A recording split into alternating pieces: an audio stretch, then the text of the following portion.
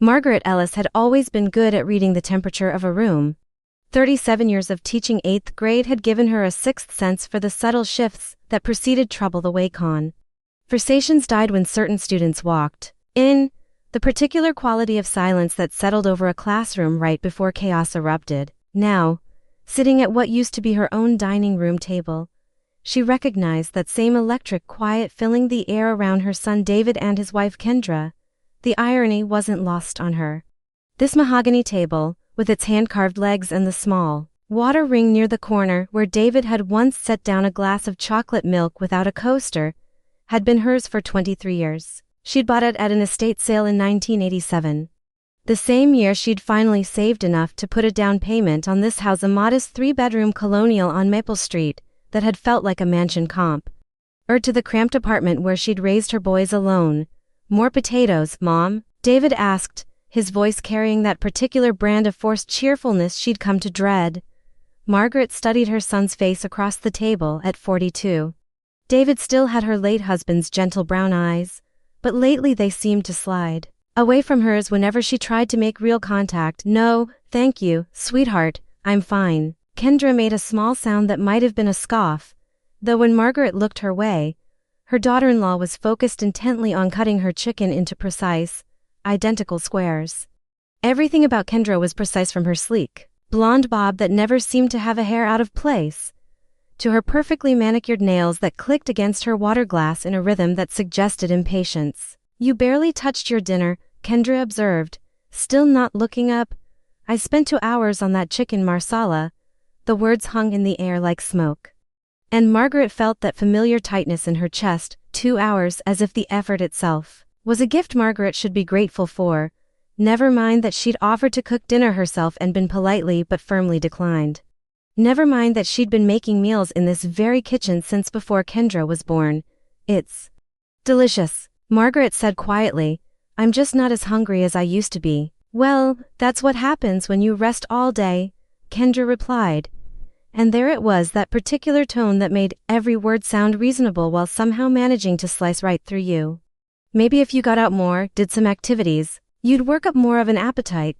David shifted in his chair, and Margaret caught the quick glance he shot his wife, part warning, part plea. But he said nothing. He never said anything anymore when Kendra made her little observations about Margaret's lifestyle, her energy levels, her usefulness. Margaret had been keeping a mental catalog of these moments, though she wasn't sure why. Some old teaching habit perhaps, documenting patterns of behavior for future reference. "I was out this morning," Margaret said, keeping her voice level. "I went to the grocery store and picked up those organic tomatoes you like, Kendra, and I stopped by the post office." "The post office," Kendra repeated, as if Margaret had announced a trip to Mars. "What could you possibly need at the post office? Everything's online now." Margaret felt heat rise in her cheeks. "I like to mail things the old-fashioned way sometimes. I sent a thank you card to Mrs. Patterson for the lovely flowers she brought when I was feeling under the weather last month." "God, Mom, you don't need to send thank you cards for every little thing," David said. But he was smiling in that indulgent way that made Margaret feel ancient. "People don't expect that anymore." "Maybe they should," Margaret replied, and was surprised by the edge that crept into her voice. The silence that followed was different from the usual uncomfortable quiet. This one had teeth.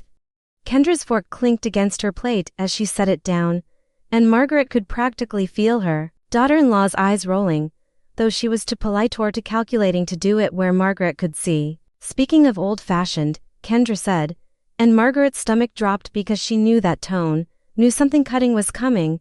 "I've been meaning to talk to you about the living room."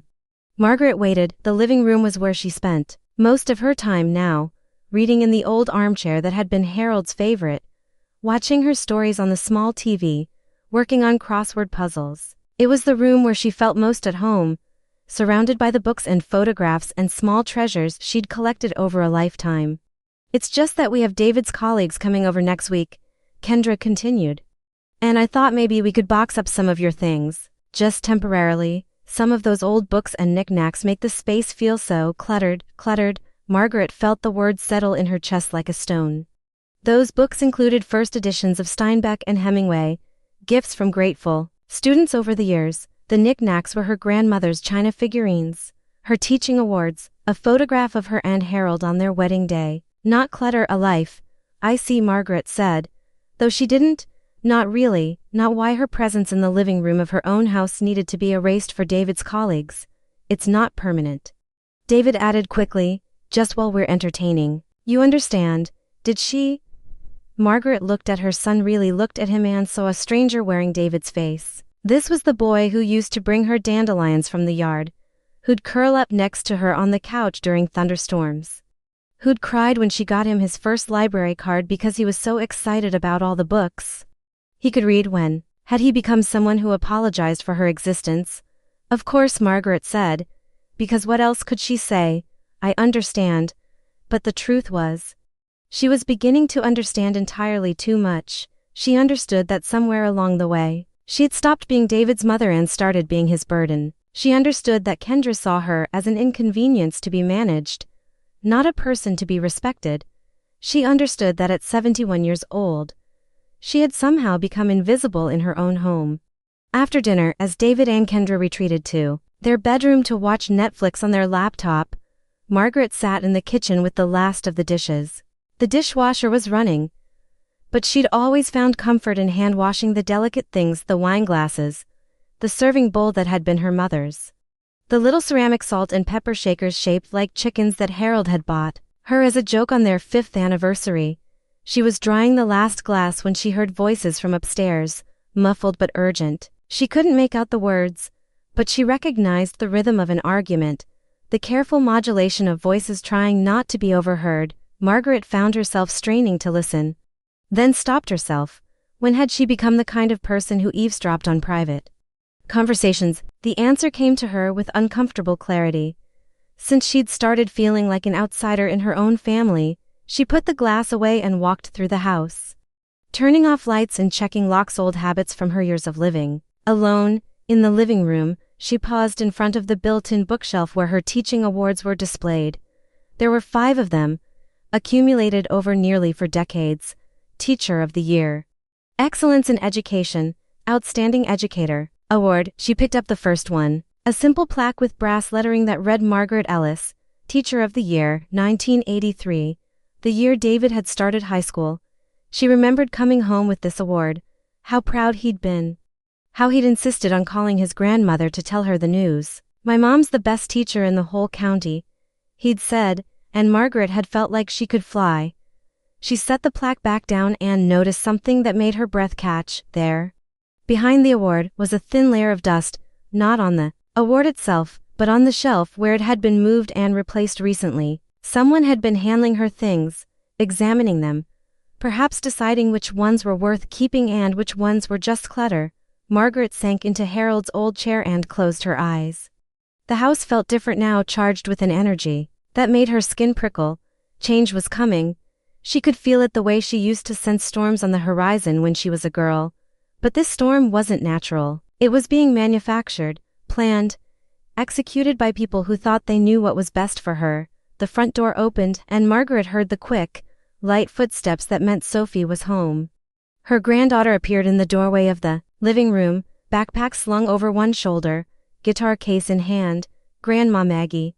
Sophie's face lit up with genuine pleasure, and Margaret felt something tight in her chest begin to loosen. At 16, Sophie had inherited David's gentle eyes and Margaret's stubborn chin, along with a fierce independence that sometimes worried her parents but delighted Margaret. How was band practice? Sweetheart, long, Mr. Rodriguez kept making us play the same measure over and over until I thought my fingers were going to fall off. Sophie dropped her backpack and perched on the arm of Margaret's chair. Are you okay? You look sad. Margaret reached up to smooth a strand of Sophie's dark hair. Just tired, I think. Dad and Kendra were being weird at dinner, weren't they? Sophie's voice dropped to a whisper. I could tell. They get this look when they're planning something, out of the mouths of babes. Margaret had raised 2 boys, but she'd never had a daughter, and sometimes Sophie's intuitive understanding of family dynamics amazed her. The girl saw things, understood currents and undercurrents that adults tried to hide. They're just stressed about work, Margaret said, the lie sitting uncomfortably on her tongue. Sophie studied her grandmother's face with the same intensity Margaret had once used to detect cheating students. Grandma Maggie, if something was wrong, you'd tell me, wouldn't you? The question hung between them, loaded with implications Margaret wasn't ready to examine. What would she tell Sophie? That she felt like a stranger in her own home, that she was beginning to suspect her son and daughter-in-law were planning something she wouldn't like, that she was starting to feel like the family was closing ranks against her. Of course I would, Margaret said instead, adding another lie to the collection. But Sophie wasn't finished. Because you know you belong here, right? This is your home too. The words hit Margaret like a physical blow. Your home too, as if she were a guest who'd been graciously allowed to stay. Not the woman who'd bought this house with her own money, who'd painted every room, who'd planted the rose bushes that bloomed outside the kitchen window every spring. I know, sweetheart, Margaret said, but her voice came out smaller than she'd intended. Sophie leaned down and kissed her grandmother's cheek. I'm going to go practice guitar in my room. Want me to keep the door open so you can hear? That would be nice. As Sophie's footsteps faded up the stairs, Margaret sat alone in the living room, surrounded by the ghosts of her former life. The house felt bigger somehow, emptier. As if the walls were already beginning to forget her. She could hear the distant sound of Sophie's guitar, a gentle melody that seemed to float through the floors and walls like a promise. But promises, Margaret was learning, were fragile things. They could be broken without warning, discarded like old books and knickknacks that no longer fit the careful aesthetic of a life being rewritten without her permission. She stood up slowly, her knees protesting, and walked to the window. Outside, the street was quiet except for the soft glow of porch lights and the distant hum of traffic. Her neighbors, Tina and Gerald, were sitting on their front porch, sharing a bottle of wine and talking in low voices. They'd been there for 20 years, had watched David grow up, had been at Harold's funeral, had checked on her during her brief bout with pneumonia last winter. They knew this was her house. They knew she belonged here. The question was, did anyone else remember? Margaret pulled the curtains closed and turned off the last light. Tomorrow would bring new challenges, new subtle slights, new evidence that she was being slowly erased from her own life. But tonight, she was still here, still standing in the living room of the house she'd bought with her own money, still breathing the air that smelled faintly of the lemon oil she used on the furniture, still surrounded by the things that told the story of who she was. She climbed the stairs slowly, pausing at the landing to listen to Sophie's guitar. The melody was complex, layered, beautiful in its imperfection. It sounded like hope. Margaret needed to hold onto that sound, that feeling, because she had a growing suspicion that her family was about to test just how much hope she had left. Margaret woke to the sound of voices in the kitchen below, the low murmur of conversation that had become the soundtrack of her mornings. She lay still for a moment, listening to Sophie's guitar melody echoing in her memory from the night before, trying to hold onto that feeling of hope. But something was different today. The voices downstairs carried a different energy, purposeful, decided, final. She glanced at the bedside clock. 7:23 a.m. Earlier than usual for a Saturday. Margaret had always been an early riser, but lately she'd been allowing herself the luxury of sleeping in, partly because there was nowhere she needed to be, and partly because it delayed the daily navigation of Kendra's subtle hostilities. The voices grew louder, and Margaret caught fragments of conversation that made her stomach tighten. Already arranged, best for everyone. Today would be perfect. Margaret sat up, her heart beginning to race with an unnamed dread. She'd felt this before, the particular quality of anxiety that preceded bad news. The same feeling she'd had the morning the principal had called her into his office to tell her about the budget cuts. It would eliminate her position. The same feeling she'd had when the doctor had walked into the waiting room with Harold's test results. She dressed quickly in her navy slacks and the soft pink cardigan Sophie had given her for Christmas, choosing clothes that made her feel competent and dignified. Whatever was coming, she would meet it with grace.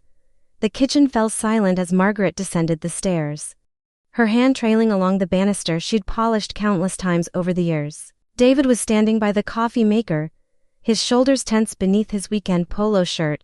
Kendra sat at the kitchen island, perfectly put together despite the early hour, her tablet open in front of her displaying what looked like a website, with photos of elegant rooms. Good morning, Margaret said, her voice steady despite the anxiety crawling up her throat. Morning, Mom, David replied, but he didn't turn around.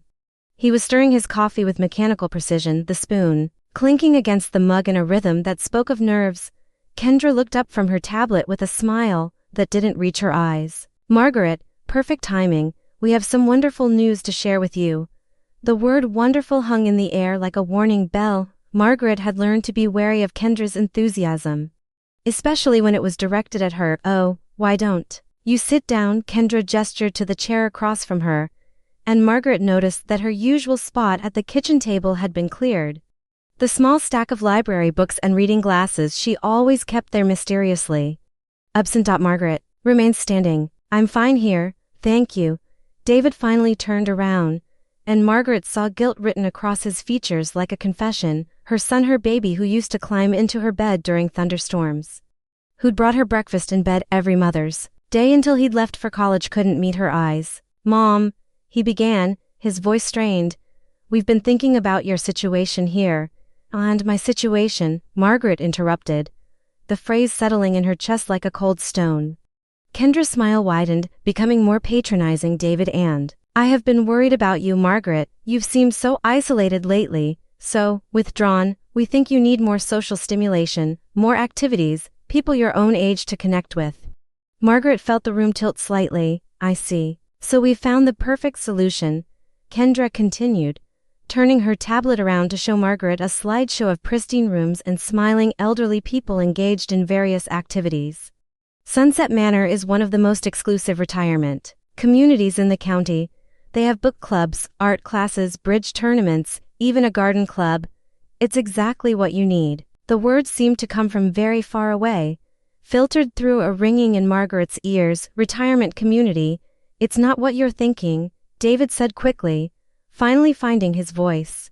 "It's not a nursing home or anything like that. It's independent living. You'll have your own apartment, your own space, and there are people there who share your interests." Margaret looked at the tablet screen, at the carefully staged photos of silver-haired people playing cards and tending to flower beds. The rooms were lovely, all neutral colors and tasteful furniture that looked like it had been selected by a committee to offend no one and inspire nothing.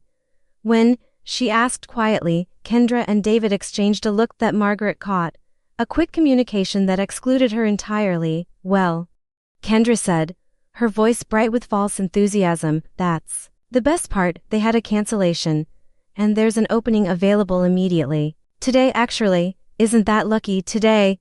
The word hit Margaret like a physical blow. Not next week, not next month, but today. This conversation wasn't a discussion or a suggestion, it was a notification. "I don't understand," Margaret said, though part of her understood perfectly. "This is very sudden. I know it seems fast," David said, and for the first time, he looked directly at her. "But sometimes the best opportunities come up quickly, and honestly, Mom, I think this is exactly what you need. A fresh start, new people, activities that will keep you engaged." Margaret studied her son's face, searching for any trace of the boy who used to defend her against playground bullies and neighborhood gossips. "Did it occur to you to ask me what I think I need?" The question hung in the air like smoke. Kendra's smile faltered for just a moment before reasserting itself with military precision. "Of course we value your input, Margaret," Kendra said, her voice carrying that particular tone of patient condescension usually reserved for children and the mentally impaired. "But sometimes it's hard to see our own situations clearly, from the outside. David, and I can see that you're not really thriving here, not thriving." As if Margaret were a houseplant that had been placed in the wrong window, rather than a human being who'd been systematically diminished and dismissed in her own home. "I've lived in this house for 23 years, Margaret said quietly, "and it's been wonderful," Kendra replied quickly. "But people's needs change as they get older. You need companionship, structure, purpose. At Sunset Manor, you'll have all of that." Margaret felt something crack inside her chest, not her heart. Exactly, but something deeper. The fundamental trust that had allowed her to believe her family would always have her best interests at heart. "Have you already signed papers?" she asked. Another exchange of looks. David cleared his throat. "We've put down a deposit, just to hold the spot while we discussed it with you." "While you discussed it with me," Margaret repeated. "Is that what we're doing now?" "Discussing, Mom. Please don't make this harder than it needs to be," David said, and there was a pleading note in his voice that made Margaret's stomach turn. This is for your own good. For your own good. The phrase her mother had used when she'd forbidden Margaret to date the boy she'd liked in high school. The phrase the principal had used when he'd suggested she might be happier teaching at a different school. The phrase Harold's doctor had used when he'd recommended aggressive treatment that had ultimately prolonged Harold's suffering without improving his quality of life. In Margaret's experience, nothing good ever followed those words. When do I need to be ready? She asked, surprising herself with how steady her voice remained. Well, Kendra said, consulting her tablet. The moving truck will be here at 10. Margaret looked at the kitchen clock. 8:15 a.m., less than 2 hours. Moving truck. We've already packed most of your things, David said quickly. Just the essentials. The apartment is furnished, so you won't need much, and this way, you don't have to worry about the stress of packing. Margaret walked to the kitchen window and looked out at the backyard she'd tended for over 2 decades. Her rose bushes were just beginning to show their spring growth. Small green shoots reaching toward the sun. She'd planted those roses the year after Harold died, something beautiful to focus on during the long, dark months of grief. My roses, she said. They'll be fine, Kendra said. I've always thought this yard could use some updating anyway. Maybe we'll put in a deck, something more modern. The casual dismissal of 20 years of careful cultivation hit Margaret like a slap. Those roses weren't just plants, they were a living memorial to her husband. A testament to her ability to nurture beauty even in the midst of loss. I see, Margaret said again, though she was beginning to see far more than Kendra had intended. She turned from the window and looked at her son and daughter-in-law. Really looked at them. David, fidgeting with his coffee mug, unable to maintain eye contact. Kendra, perfectly composed, checking something on her phone now that the difficult conversation was presumably over. I'll need to call Sophie, Margaret said. Oh, she already knows, Kendra said without looking up. We explained everything to her last night. She's sad, of course, but she understands this is what's best for you. Margaret felt the floor shift beneath her feet. They'd told Sophie without including her in the conversation. Her granddaughter, the one person in this family who still saw her as fully human, had been informed of Margaret's fate like a casual piece of family news. I'd like to speak with her myself, Margaret said. She's at her friend Jessica's house. David said, sleepover. She'll come visit you at Sunset Manor once you're settled. Once you're settled. As if this were a minor relocation rather than the complete dismantling of her life, Margaret nodded slowly, a terrible understanding settling over her like a blanket. This wasn't a suggestion or a discussion, it was an execution, planned and carried out with the efficiency of people who'd convinced themselves they were acting out of love. I'll go pack a bag, she said. That's not necessary, Kendra said. We've already packed everything you'll need, the movers will handle the rest. Margaret looked toward the stairs. Toward the room where she'd slept for the past 3 years. Where her clothes hung in the closet. Where her jewelry box sat on the dresser. Where the photograph of her and Harold on their wedding day watched over her dreams. I'd like to pack my own bag, she said firmly. For the first time that morning, Kendra's composure cracked slightly. Margaret, we're trying to make this as easy as possible for you. Everything's already organized. I'm sure it is, Margaret replied. And she heard a note in her own voice that she hadn't heard in years, the voice she'd used with students who'd tried to challenge her authority. Firm and uncompromising. But I'm perfectly capable of packing my own belongings. She walked toward the stairs, each step feeling like a small act of rebellion. Behind her, she heard David's voice. Low and urgent, just let her pack a bag, Ken. It's not worth the fight, not worth the fight. As if Margaret's desire to maintain some small measure of control over her own life was an inconvenience to be managed rather than a basic human dignity to be respected. In her room, Margaret sat on the edge of the bed she'd slept in for 3 years and tried to process what had just happened. In the space of 15 minutes, her entire life had been reorganized without her consent. Her belongings had been sorted and packed. Her future had been decided. Her home had been transformed from a place where she belonged to a place she was being removed from. She opened her dresser drawer and found it nearly empty. Someone, Kendra, most likely had been through her things, deciding what was worth keeping and what could be discarded. The silk scarf Harold had bought her in Paris, the one she wore to church on special occasions, was gone. The small wooden jewelry box her father had made for her when she was 16 was missing. The letters David had written her from summer camp, saved in a showbox for over 30 years, had vanished, but in the very back of the bottom drawer, behind a stack of old photographs, Margaret's fingers found something that made her heart race. A small metal lockbox, exactly where she'd hidden it 5 years ago. Inside were the papers Kendra and David had apparently overlooked in their efficient cataloging of her life: the deed to the house, her will, bank statements, insurance policies. Margaret opened the lockbox with trembling fingers and pulled out the house deed. There it was in black and white: Margaret Ellis, sole owner of 1247 Maple Street, not David Ellis, not David and Kendra Ellis, Margaret Ellis. For the first time since she'd awakened to voices in the kitchen, Margaret smiled. The moving truck arrived at exactly 10 o'clock, just as Kendra had promised. Margaret watched from the living room window as two men in matching uniforms began unloading boxes labeled Margaret's room and M.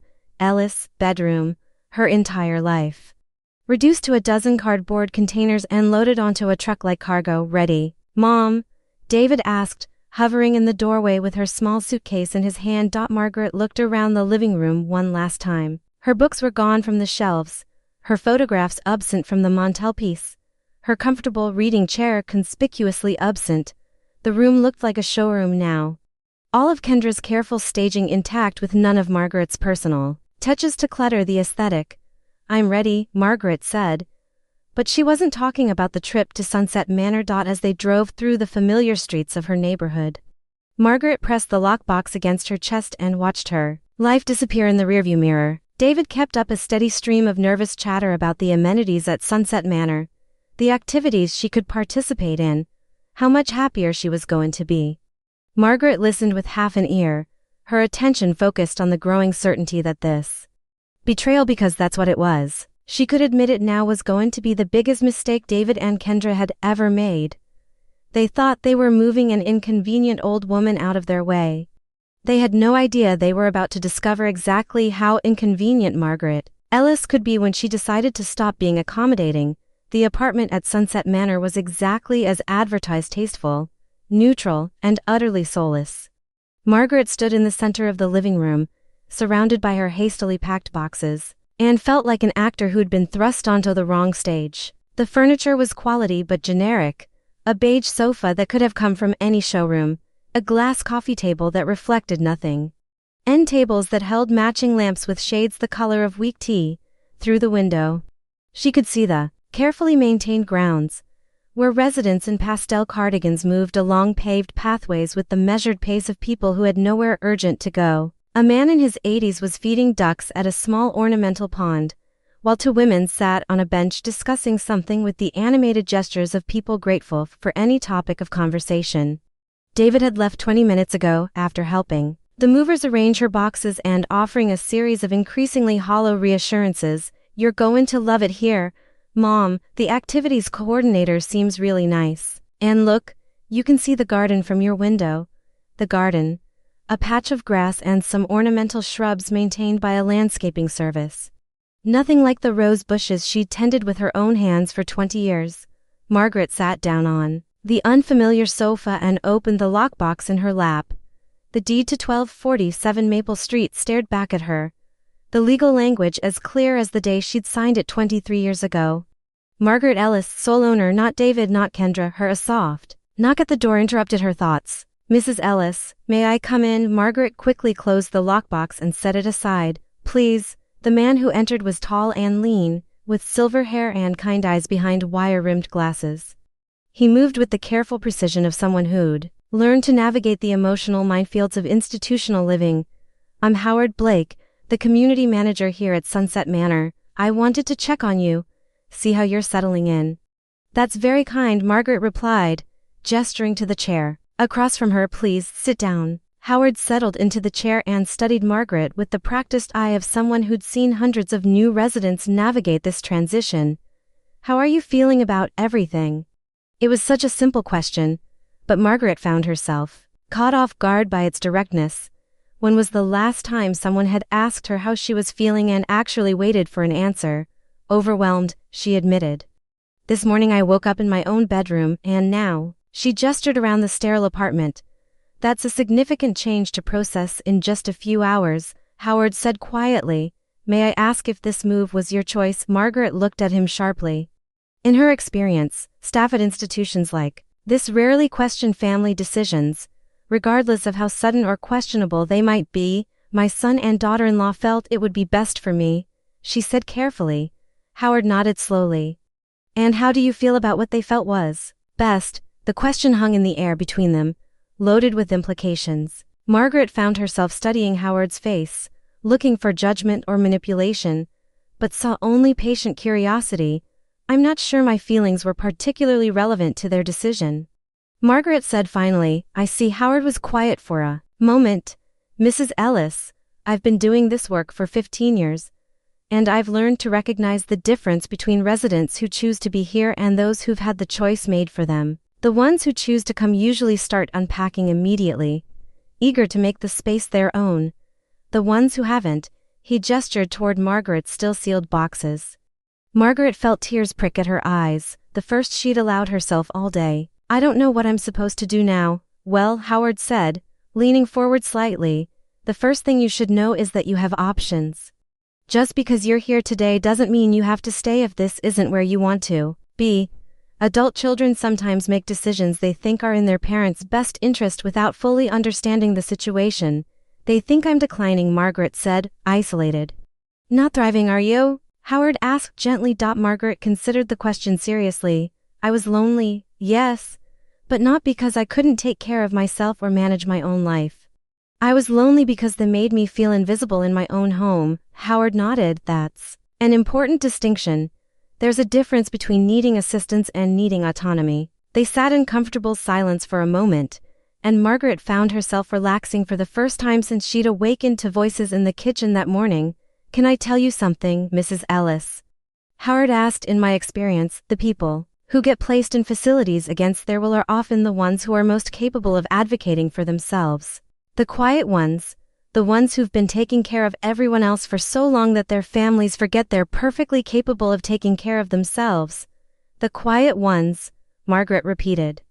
"The quiet ones take notes," Howard said with a slight smile. "They remember everything, they see patterns, and when they finally decide they've had enough, they're usually remarkably effective at changing their circumstances." Margaret felt something shift inside her chest.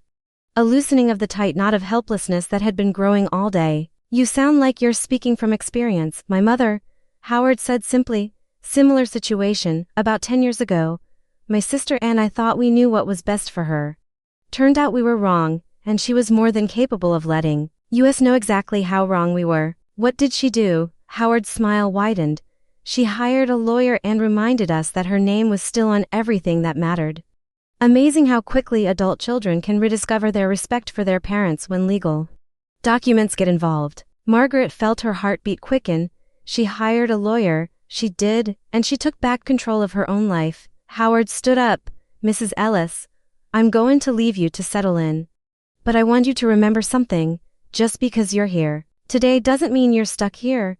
If this isn't where you belong, there are ways to change that. You just have to decide if you're ready to stop being quiet." After Howard left, Margaret sat alone in the beige apartment and thought about his words. "The quiet ones take notes." She'd been taking notes her entire adult life as a teacher, as a mother, as a widow learning to navigate the world alone. She'd documented behavioral patterns, tracked progress, identified problems and solutions. It was time to start taking notes again. Margaret opened the first box, labeled Margaret's papers in Kendra's precise handwriting. Inside, she found her bank statements, insurance policies, and medical records, everything Kendra had deemed necessary for institutional living. But at the bottom of the box, Margaret discovered something that made her pause: a manila folder, containing 20 years of receipts and documentation, property tax payments, all in her name, utility bills, showing her as the account holder, home insurance policies listing her as the sole beneficiary, bank statements showing regular transfers from her teaching pension to cover household expenses David couldn't manage on his own salary. Margaret spread the papers across the coffee table and began to see the full picture of her financial relationship with David and Kendra. Over the past 5 years, she'd contributed over $60,000 to the household expenses of a home she legally owned. She'd paid for roof repairs, a new heating system, And the kitchen renovation Kendra had insisted on, she'd been supporting. Their lifestyle while being treated like a dependent. The irony was breathtaking.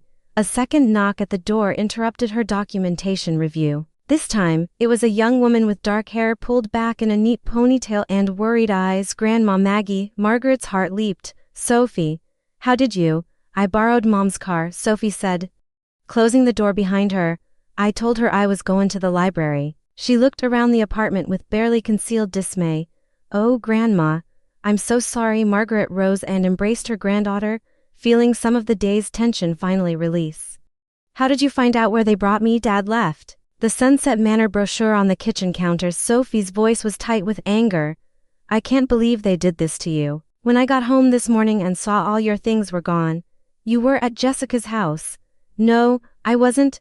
Sophie pulled away, her young face flushed with indignation. They told me you were going to visit Aunt Karen for a few weeks. I didn't find out what really happened until I got home and found your room completely empty. The betrayal cut deeper than Margaret had expected. They'd lied to Sophie, manipulated her just as thoroughly as they'd manipulated Margaret herself. They said, you knew, Margaret said quietly, that you understood this was for the best. I would never understand that, Sophie said fiercely. Grandma, this is insane. You don't belong here. You're not sick. You're not confused. You're not helpless. You're just. She gestured helplessly. Inconvenient, Margaret finished. Exactly. Sophie sat down on the sofa and noticed the papers spread across the coffee table. What's all this? Margaret sat beside her granddaughter and began explaining what she'd discovered. The deed, the financial records, the paper trail that told a very different story than the one David and Kendra had been selling. Sophie's eyes grew wider as Margaret talked. You own the house. The whole house. I bought it in 1987. Your father was in high school. When he got married, I let him and your mother live there because I thought it would help them get established. I never transferred the deed, so legally, they're living in your house.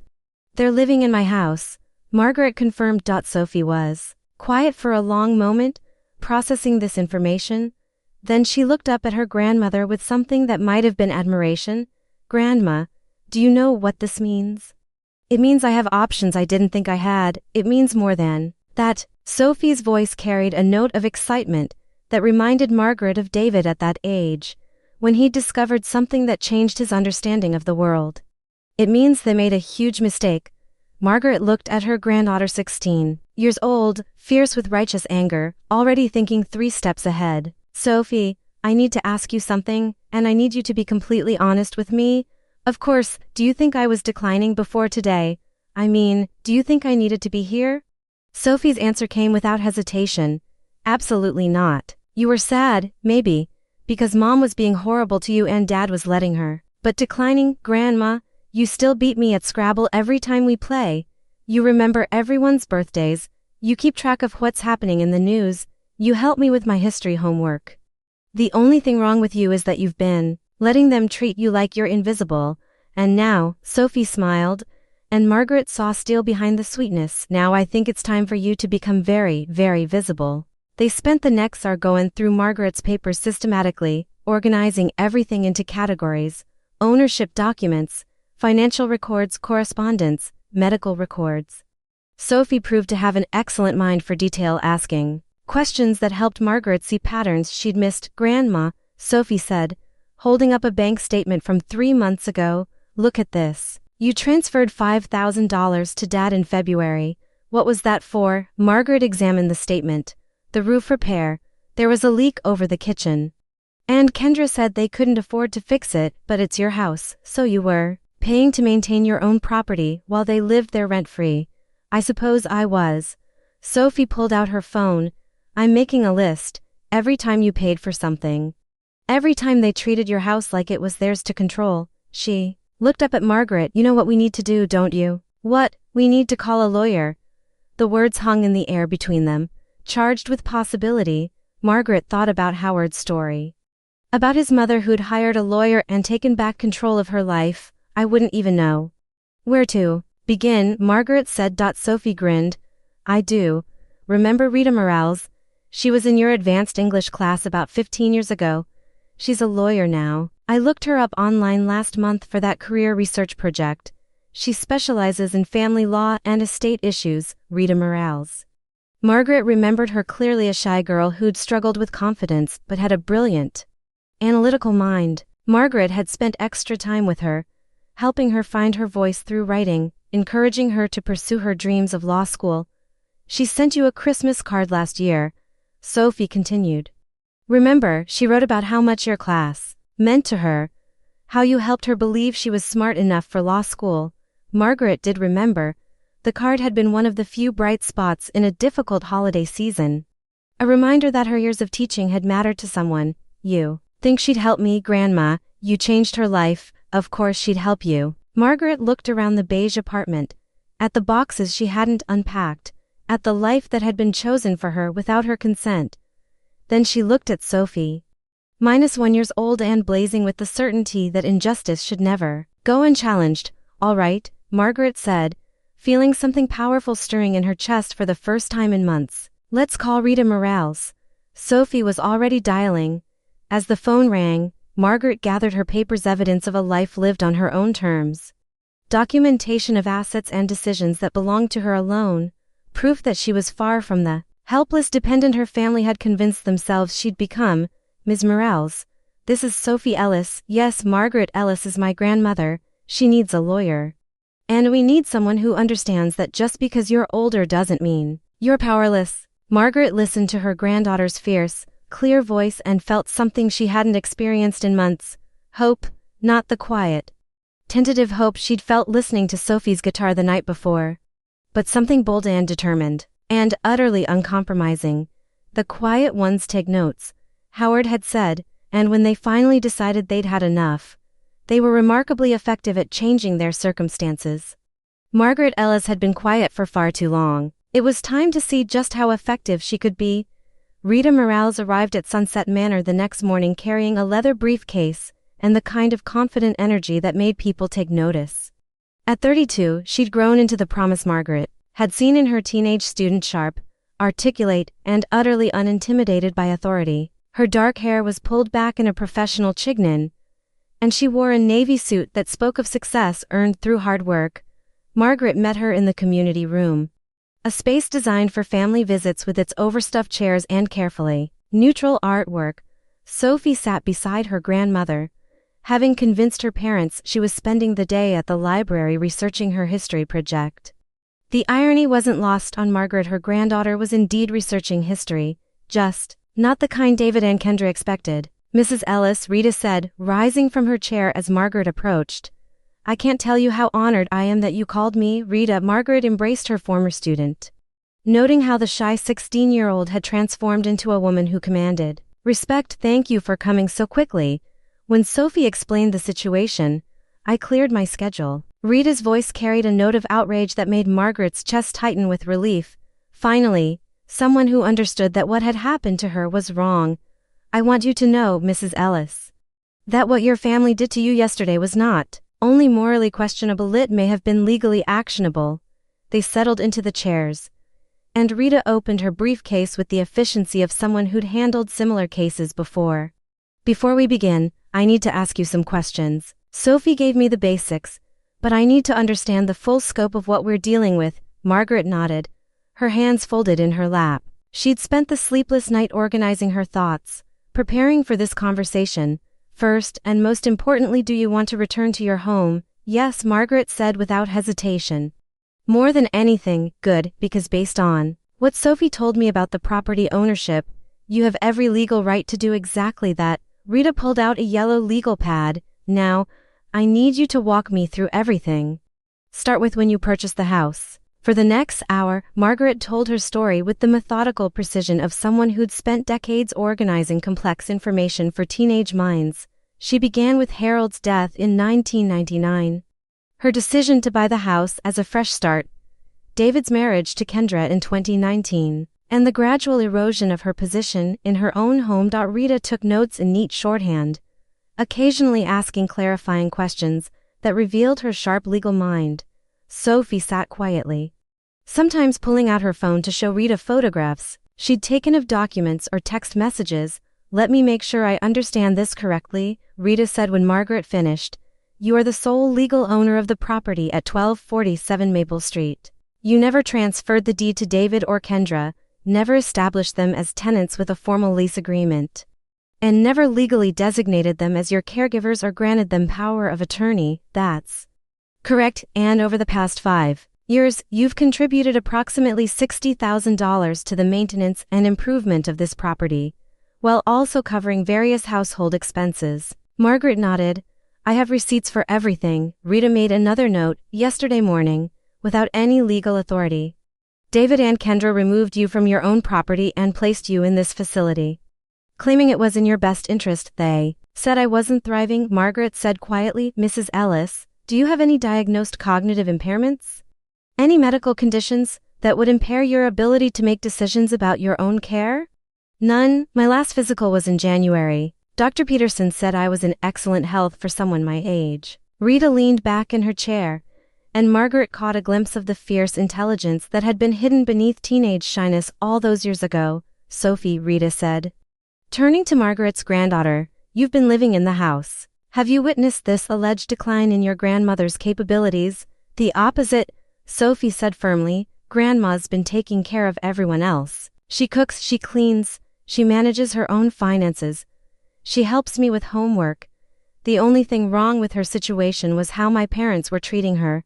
Rita made several more notes, then looked up at Margaret with something that might have been admiration. Mrs. Ellis, I'm going to be direct with you.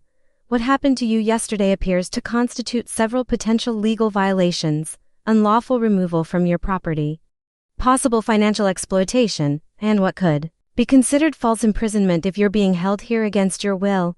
Margaret felt her heartbeat quicken. False imprisonment? If you're not free to leave this facility and return to your own home. Yes, Rita's voice was crisp, professional. The fact that your own family orchestrated this doesn't make it legal. Sophie leaned forward. So what can we do? Rita smiled, and Margaret saw a flash of the girl who used to light up when she finally grasped a difficult concept in English class. We can remind David and Kendra that Margaret Ellis is not a helpless old woman to be managed, but a property owner with rights that cannot be violated by well-meaning relatives. Margaret pulled the lockbox closer to her chest. What would that look like? First, we establish your legal standing beyond any doubt. I'll need copies of the deed, your financial records, medical records proving your competency, and documentation of your contributions to the household. Rita glanced at Sophie. I assume you can help with accessing some of these documents. Sophie nodded. Grandma kept everything organized in filing cabinets in her room. I can get photos of whatever you need. Excellent. Second, we send a formal legal notice to David and Kendra informing them that they are currently occupying your property without permission and demanding that they cease any alterations or changes to the premises. Margaret thought about Kendra's casual mention of updating the backyard, removing the roses for something more modern.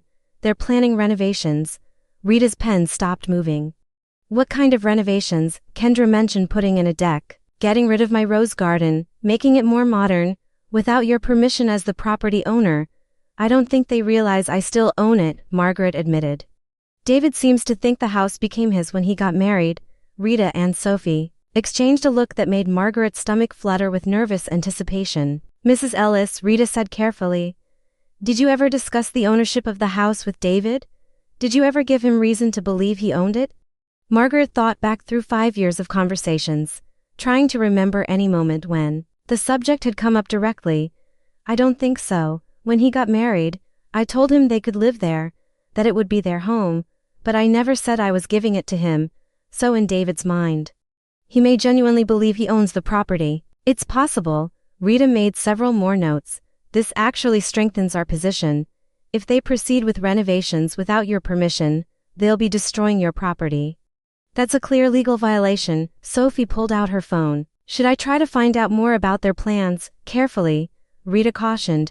We don't want to tip our hand too early. But if you can document any renovation plans, permits they might apply for, contractors they contact, that could be very useful. Margaret felt a strange sensation, as if pieces of a puzzle were clicking into place.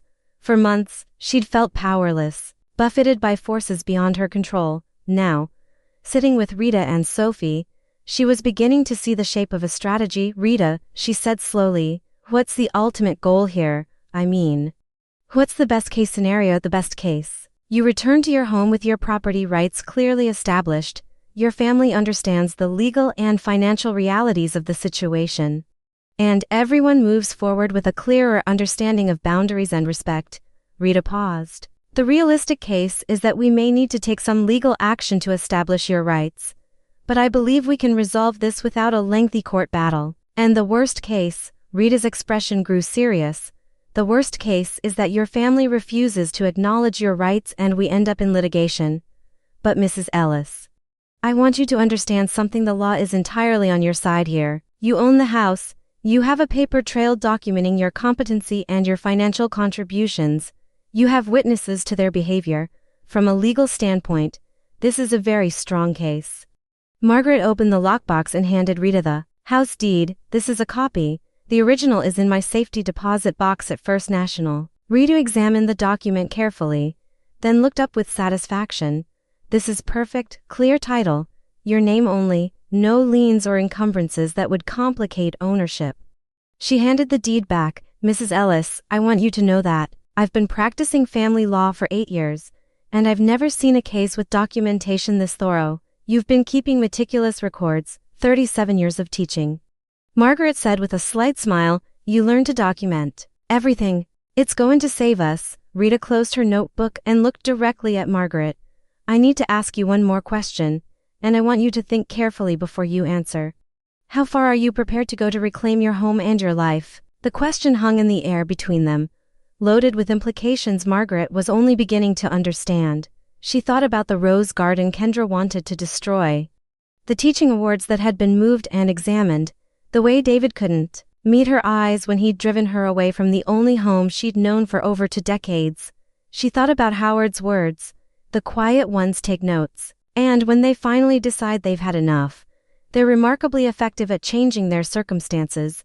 As far as necessary, Margaret said quietly. Rita smiled. And Margaret saw in that expression the same fierce determination she'd nurtured in a shy teenager all those years ago. Then let's get started. They spent another hour developing a strategy. Rita would file preliminary paperwork establishing Margaret's legal standing while Sophie carefully gathered intelligence about David and Kendra's renovation plans. They would wait, watch, and document until David and Kendra made a move that clearly violated Margaret's property rights. The key is patience, Rita explained as she packed up her briefcase. We want them to make the first significant legal misstep. Once they do something that clearly violates your rights as property owner, we'll have them. After Rita left, Margaret and Sophie sat in the community room, surrounded by the quiet murmur of other residents and their visitors. Margaret felt different, not just hopeful, but purposeful. For the first time in months, she had a plan. Grandma, Sophie said quietly, are you sure about this? I mean, this is going to change everything. Margaret looked at her granddaughter, 16 years old and wise beyond her years, already understanding that some battles were worth fighting even when the cost was high. Sophie, do you remember what I used to tell your father when he was your age, when he was afraid to stand up for himself? Sophie shook her head. I told him that sometimes the most loving thing you can do for someone is to stop letting them treat you badly. Margaret took Sophie's hand. Your father and Kendra need to learn that I'm not a problem to be solved or an inconvenience to be managed. I'm a person with rights and dignity, and I deserve to be treated as such even if it means fighting them. Margaret thought about that morning at Sunset Manor, waking up in a strange bed in a sterile room, her entire life reorganized without her consent. She thought about Kendra's dismissive comments about her resting all day, David's inability to defend her, the systematic erasure of her presence from her own home, especially if it means fighting them. Margaret said, sometimes, sweetheart, the people we love most need to be reminded that love doesn't give them the right to control our lives. As they prepared to leave, Margaret caught sight of Howard Blake across the room, helping an elderly gentleman with a crossword puzzle. He looked up and caught her eye, offering a small nod that seemed to say, good for you. Margaret nodded back, feeling the weight of the lockbox in her hands and the strength of her convictions in her heart. The quiet ones take notes. Indeed. It was time to show David and Kendra exactly what Margaret Ellis had been noting all along. Margaret's phone buzzed at 6:47 a.m. on Thursday morning. 3 days after her meeting with Rita, She'd been awake for an hour already, sitting by the window of her Sunset Manor apartment with a cup of coffee, watching the groundskeepers tend to the institutional flower beds with their precise, soulless efficiency. The text was from Sophie, Grandma, construction trucks at the house, taking photos now. They're starting in the backyard. Margaret's coffee cup rattled against the saucer as she set it down. So soon, she'd expected David and Kendra to move quickly. But she hadn't anticipated they would begin major renovations less than a week after removing her from the property. Her phone buzzed again. This time it was a photo that made Margaret's stomach clench. A small excavator sat in her backyard, its mechanical arm poised over the rose garden she'd cultivated for 20 years. Behind it, Margaret could see a crew of workers in hard hats, examining what looked like architectural plans. Another text from Sophie. They're digging up your roses. All of them. Margaret closed her eyes and forced herself to breathe slowly. She could see Harold's face the day they'd planted those roses together, 6 months before he died. Something beautiful for you to tend when I'm gone, he'd said, not knowing how prophetic his words would prove to be. The phone rang. Rita's voice was crisp and professional, but Margaret could hear the underlying anger. Sophie just sent me the photos. Are you all right? I'm furious, Margaret said, surprised by the steel in her own voice. Good, fury is useful right now. Margaret could hear papers rustling in the background. This is exactly what we needed. Mrs. Ellis, they're making significant alterations to your property, without your permission. I'm going to the courthouse this morning to file for an emergency injunction. How long will that take? A few hours, if the judge agrees to see us today. But Margaret, I need you to understand, once we file this paperwork, there's no going back. Your family is going to know you're fighting them. Margaret looked out the window at the manicured grounds of Sunset Manor, where she was expected to spend her remaining years playing bridge and attending craft circles. Then she thought about her roses, being torn from the ground by strangers, who had no idea what they were destroying. File the papers, she said, over the next several hours. Margaret felt like she was watching her life unfold through a series of text messages and photos from Sophie. The excavator had indeed removed every rose bush, leaving behind a scarred patch of dirt where beauty had once bloomed. Workers had torn down the small garden shed where Margaret kept her tools, the building where she'd stored Harold's fishing equipment, and the Christmas decorations they'd collected over 40 years of marriage. At 10:30 a.m., Sophie sent a photo that made Margaret's hands shake. A construction permit application taped to the front door of the house. Even from the grainy phone photo, Margaret could see her own name forged in Kendra's precise handwriting at the bottom of the document. Margaret immediately called Rita. They forged my signature on a permit application. Perfect, Rita said, and Margaret could hear the satisfaction in her voice. That's fraud. Document everything, take photos of the signature, the permit, everything. This just became a criminal matter. By noon, Sophie had gathered enough evidence to build a case that would have impressed Margaret's most meticulous students. Photos of the forged permit, images of the destroyed garden, documentation of contractors being hired without the property owner's consent. Gerald, the neighbor from next door, had even recorded video of the construction crew arriving and begun documenting the work being done. Double quotes. Mrs. Patterson from across the street came over to ask if you were all right, Sophie texted. She said it seems strange that they were doing major renovations so soon after you left. I think the neighbors are suspicious. Margaret smiled grimly. She'd lived on Maple Street for 23 years, had been part of the community fabric, long before David had even met Kendra. Her neighbors knew who belonged in that house. At 2:15 p.m., Rita called with news that made Margaret's pulse quicken. I've got your emergency injunction. Judge Morrison agreed to hear us this afternoon, and he was not pleased about the permit fraud. The injunction orders all construction to cease immediately, and it requires David and Kendra to appear in court Monday morning to explain why they believed they had the right to alter your property. What happens now? Now we serve them with the papers. The sheriff's department will deliver the injunction within the hour. And Margaret, Judge Morrison specifically noted that this appears to be a case of elder abuse disguised as family care. He's taking this seriously. Elder abuse. The phrase hit Margaret like a physical blow, not because it was wrong, but because it was exactly right. What else would you call systematically undermining an older person's autonomy, removing them from their home without consent? and then destroying their property at 3:45 p.m. Sophie's next text contained a level of drama that would have been comical if it weren't so. Personal, sheriff just arrived. Mom is screaming. Dad looks like he's going to throw up. Construction crew is packing up. Grandma, you should see Kendra's face. Margaret found herself laughing for the first time in days. She could picture Kendra's carefully composed mask finally cracking, her perfect control shattered by the arrival of legal consequences she'd never anticipated. The phone rang again. This time it was David, and Margaret had never heard her son sound so shaken. Mom, what the hell is going on? There are police at the house. They're saying we have to stop the renovation. Something about an injunction?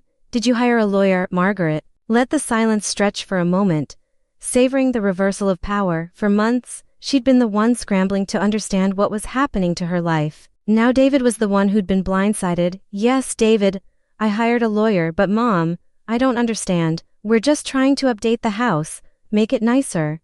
We thought you'd be happy that we're taking care of the property. The casual assumption that her property was his to take care of crystallized everything Margaret had been feeling for months.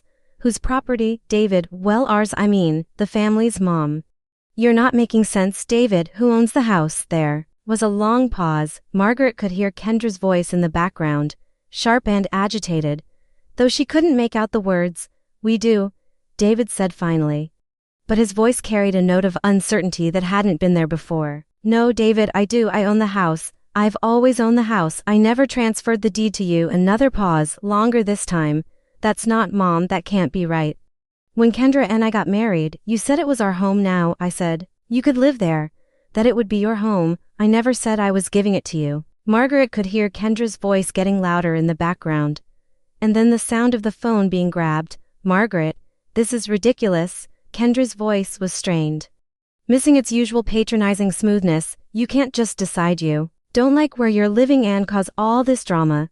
We're trying to improve the property value. Kendra, you forged my signature on a permit application. That's fraud. I did not forge anything. I signed as your representative. You're not my representative. You have no legal authority to sign my name to anything. There was a sharp intake of breath on the other end of the line. This is insane, David. Talk to your mother. She's obviously confused. Margaret heard the phone being passed back to David. When he spoke again, his voice was small, uncertain. Mom. Are you sure about the house? I mean, legally sure, completely sure. And David, I'm also sure about the $60,000 I've contributed to maintaining and improving my property over the past 5 years. The property you and Kendra have been treating as your own. She could hear David's sharp intake of breath. $60,000. The roof repair, the kitchen renovation, the new heating system. Monthly contributions to utilities and maintenance. I have receipts for everything. The silence on the other end of the line stretched so long that Margaret wondered if the call had been dropped. Finally, David spoke, his voice barely above a whisper. Mom, what do you want? It was such a simple question, but it represented a fundamental shift in their relationship. For the first time in months, David was asking what she wanted instead of telling her what was best for her. I want to come home, Margaret said simply. But the retirement home you seem to be settling in. David, I was placed there against my will. I never chose to leave my home. Another long pause, but Kendra said, she said you were declining, that you needed more social interaction. Did you see any evidence of that decline, David? Any actual evidence? Margaret could hear her son thinking, could almost feel him reviewing the past months through a different lens. When he spoke again, his voice carried the first note of doubt she'd heard from him in years. I don't know, maybe not, Margaret repeated. David, I'm 71 years old, not 91. I don't have dementia. I don't have mobility issues. I don't need assistance with daily living. What I needed was to be treated with respect in my own home. Margaret, this is getting out of hand. Kendra had apparently taken the phone again. You're being manipulated by lawyers who just want your money. We can work this out as a family. We are working it out. Margaret interrupted. In court, Monday morning at 9 a.m. She hung up before Kendra could respond, then sat back in her chair with a feeling of satisfaction she hadn't experienced in months. For the first time since this ordeal began, she'd been the one to end the conversation. Her phone buzzed with a text from Sophie. Grandma, the construction crew is gone. The permit has been removed from the door, and I think Mom and Dad are having the biggest fight of their marriage. I can hear them yelling from my room." Margaret wasn't surprised. Kendra had built her entire relationship with David on the premise that she knew what was best for everyone, including his mother. The discovery that she'd miscalculated so dramatically that the helpless old woman she'd been managing was actually the legal owner of everything they'd been controlling would shake the foundation of more than just their home improvement plans.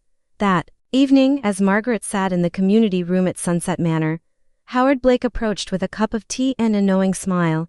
"You look different today," he observed, settling into the chair across from her. "I feel different," Margaret admitted. "My family is discovering that I'm not quite as helpless as they thought." Howard chuckled. "Ah, the awakening begins. How are they taking the news?" "Not well. There may have been some yelling, there usually is. People don't like discovering they've underestimated someone, especially when that someone has been documenting their behavior for months." Margaret looked at Howard with new appreciation. "You've seen this before, more often than you'd think. Adult children who mistake their parents' patience for weakness, who confuse kindness with incompetence." Howard sipped his tea thoughtfully. "The smart ones figure it out before things go too far. The others end up in court." "Which category do you think my son falls into?" Howard considered the question seriously. "From what you've told me, David sounds like someone who's been following rather than leading. The real question is whether he's brave enough to admit he's been following in the wrong direction." Margaret thought about the uncertainty she'd heard in David's voice, the way he'd asked, "Are you sure?" as if he was finally beginning to question the narrative he'd been living by. "I hope so," she said quietly. "I really hope so." As she prepared for bed that night, Margaret felt a complex mixture of emotions: satisfaction at finally taking action, grief for the roses that had been destroyed, anxiety about the court appearance ahead, and something else, something she hadn't felt in months. Power. Not the destructive kind that sought to control others, but the quiet strength that came from knowing your own worth and refusing to let others diminish it. Tomorrow would bring new challenges. David and Kendra would have the weekend to process what had happened, to decide whether they wanted to fight or negotiate. The destroyed garden couldn't be undone, but Margaret was beginning to believe that everything else could be restored. "The quiet ones take notes," Howard had said.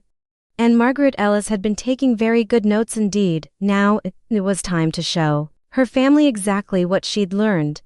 The weekend had passed in a tense silence that Margaret could feel even from her sterile apartment at Sunset Manor.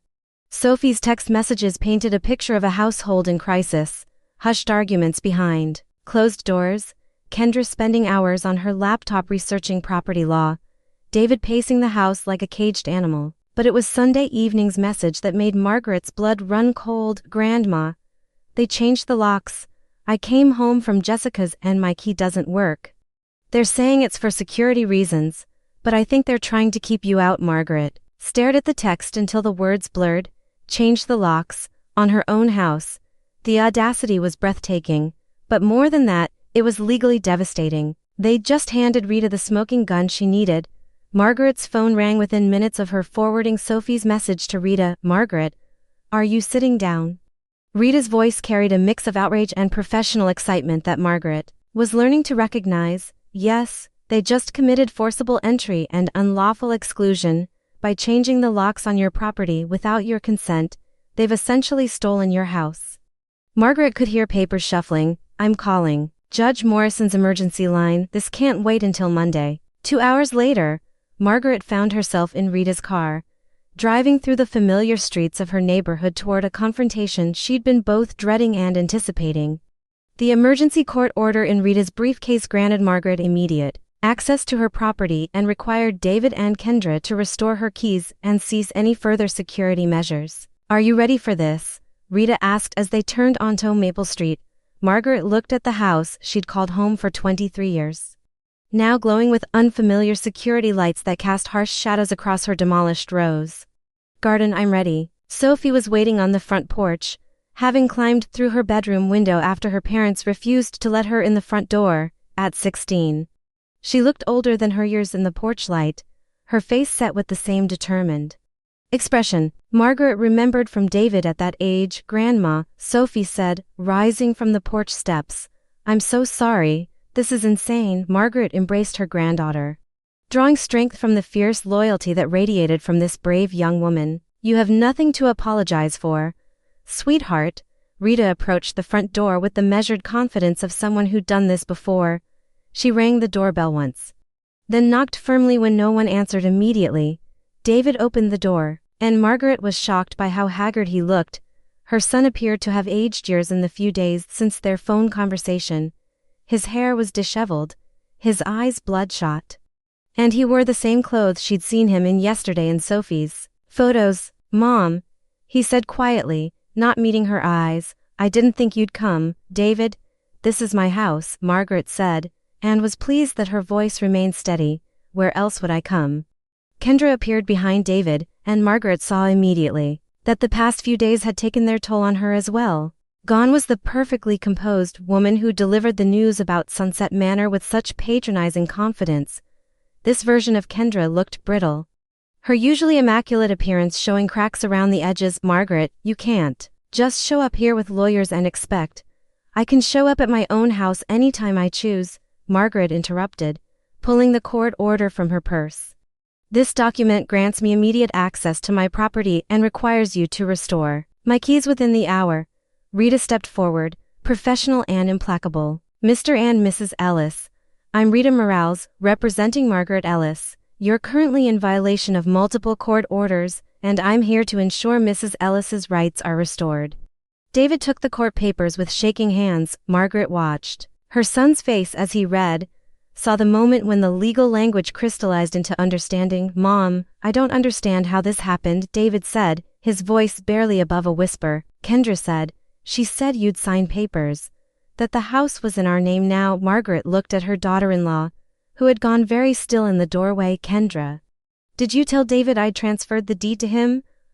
We assumed. Kendra's usual composure was completely gone now, replaced by something that looked dangerously close to panic. When you let us live here, when you paid for renovations, we thought you were essentially giving us the house. You thought wrong, Rita said crisply. And your assumptions led you to commit several felonies, including forgery and unlawful exclusion of the property owner. The word felonies seemed to hit David like a physical blow. He looked from the court papers to his wife to his mother, as if seeing the situation clearly for the first time. Kendra, you told me Mom had signed papers, he said slowly. You said everything was legal. I never signed anything, Margaret said quietly. I never transferred ownership, never granted anyone power of attorney, never gave permission for renovations or lock changes. Margaret watched as understanding dawned in David's eyes, followed quickly by something that looked like horror. Her son was finally grasping the magnitude of what had been done in his name. Oh God. David breathed. Mom, I'm so sorry. I thought Kendra showed me documents. What documents? Rita asked sharply. Kendra's silence stretched until it became answer enough. Margaret felt a cold certainty settle in her stomach. There are no documents, are there, Kendra? Margaret said. You manipulated David just as thoroughly as you manipulated me. This is ridiculous, Kendra said, but her voice lacked conviction. We were acting in your best interest, Margaret. You needed care. You needed supervision. I needed respect. Margaret cut her off. I needed to be treated like a competent adult in my own home. Rita consulted her watch. You have 45 minutes to restore Mrs. Ellis's keys and remove any additional security measures you've installed without her permission. The locksmith is already on his way. What locksmith? David asked. The one I called before we came over, Rita replied. Mrs. Ellis will be staying in her house tonight, and every night after that, until she chooses otherwise. Margaret saw Kendra's face go white. She can't stay here. Her room is. We've already converted her room. The words hung in the air like a confession. Margaret felt something cold and hard settle in her chest. Converted it to what? She asked, quietly. David and Kendra exchanged a look that told Margaret everything she needed to know before either of them spoke. Kendra's office, David said finally, his voice small. She needed a home office for her consulting work. Margaret walked past them into the house.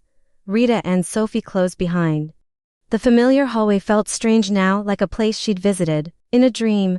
The family photos that had lined the walls were gone, replaced by abstract art that looked like it had been selected by a decorator rather than collected by people who'd lived here. At the end of the hall, Margaret pushed open the door to what had been her bedroom for 3 years. The room was unrecognizable. Her furniture was gone, replaced by a sleek white desk and ergonomic chair. Her reading corner had been transformed into a filing system. The window where she'd kept her African violets now held a printer and office supplies.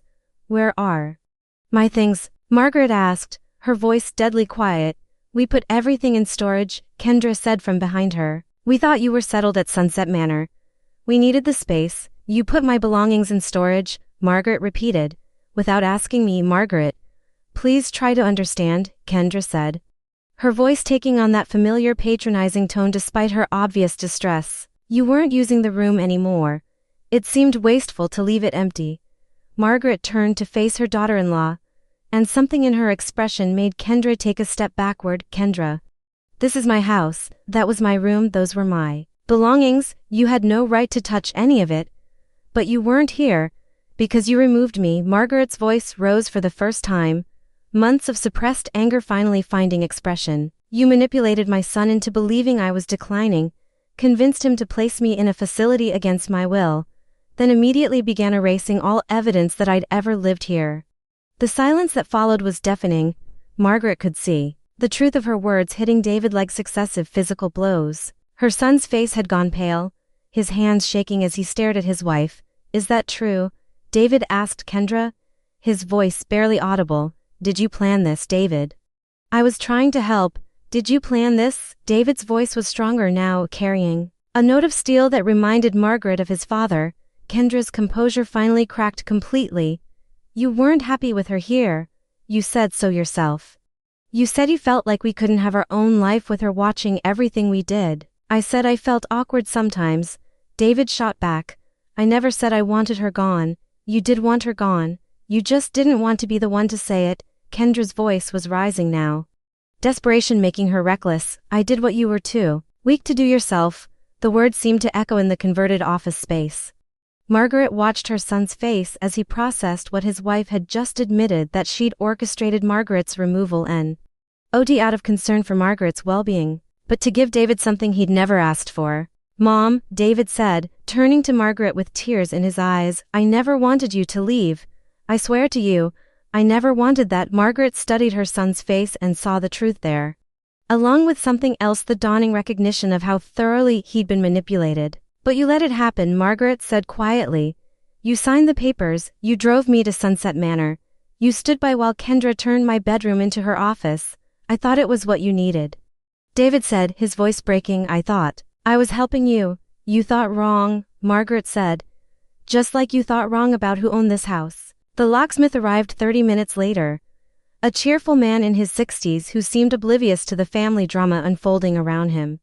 Margaret watched with deep satisfaction as he installed new locks and handed her a fresh set of keys to her own house, which she should never have been denied in the first place. "Mrs. Ellis," Rita said as the locksmith packed up his tools, "I need to ask what you'd like to do about your belongings in storage. I want them back." Margaret said, firmly, "All of them, tonight." "Margaret, the storage facility is closed," Kendra protested. "We can get your things tomorrow." "No," Margaret said, her voice carrying an authority that made everyone in the room stop talking. "You will call the storage facility and arrange emergency access tonight. You will retrieve every single item you removed from my house without permission, and you will have everything back in my room by morning." "Mom, that's not reasonable," David began. "What's not reasonable?" Margaret interrupted, "is coming home to find that my son and his wife have stolen my house, destroyed my garden, forged my signature, changed my locks, and put my belongings in storage like I was dead." Her voice rose with each item on the list. "What's not reasonable is being told that I'm the one being unreasonable." The force of her anger seemed to push everyone in the room back a step.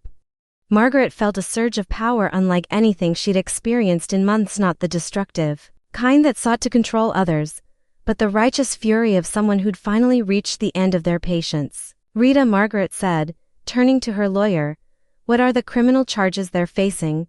Rita consulted her notes with obvious satisfaction. "Fraud, for the forged signature, unlawful exclusion, for changing the locks, theft, for removing your belongings without permission, possibly elder abuse, depending on how the prosecutor wants to handle it." Margaret saw David and Kendra exchange a look of pure panic. However, Rita continued, "Mrs. Ellis, You do have the option of resolving this civilly if they're willing to make full restitution and acknowledge your rights.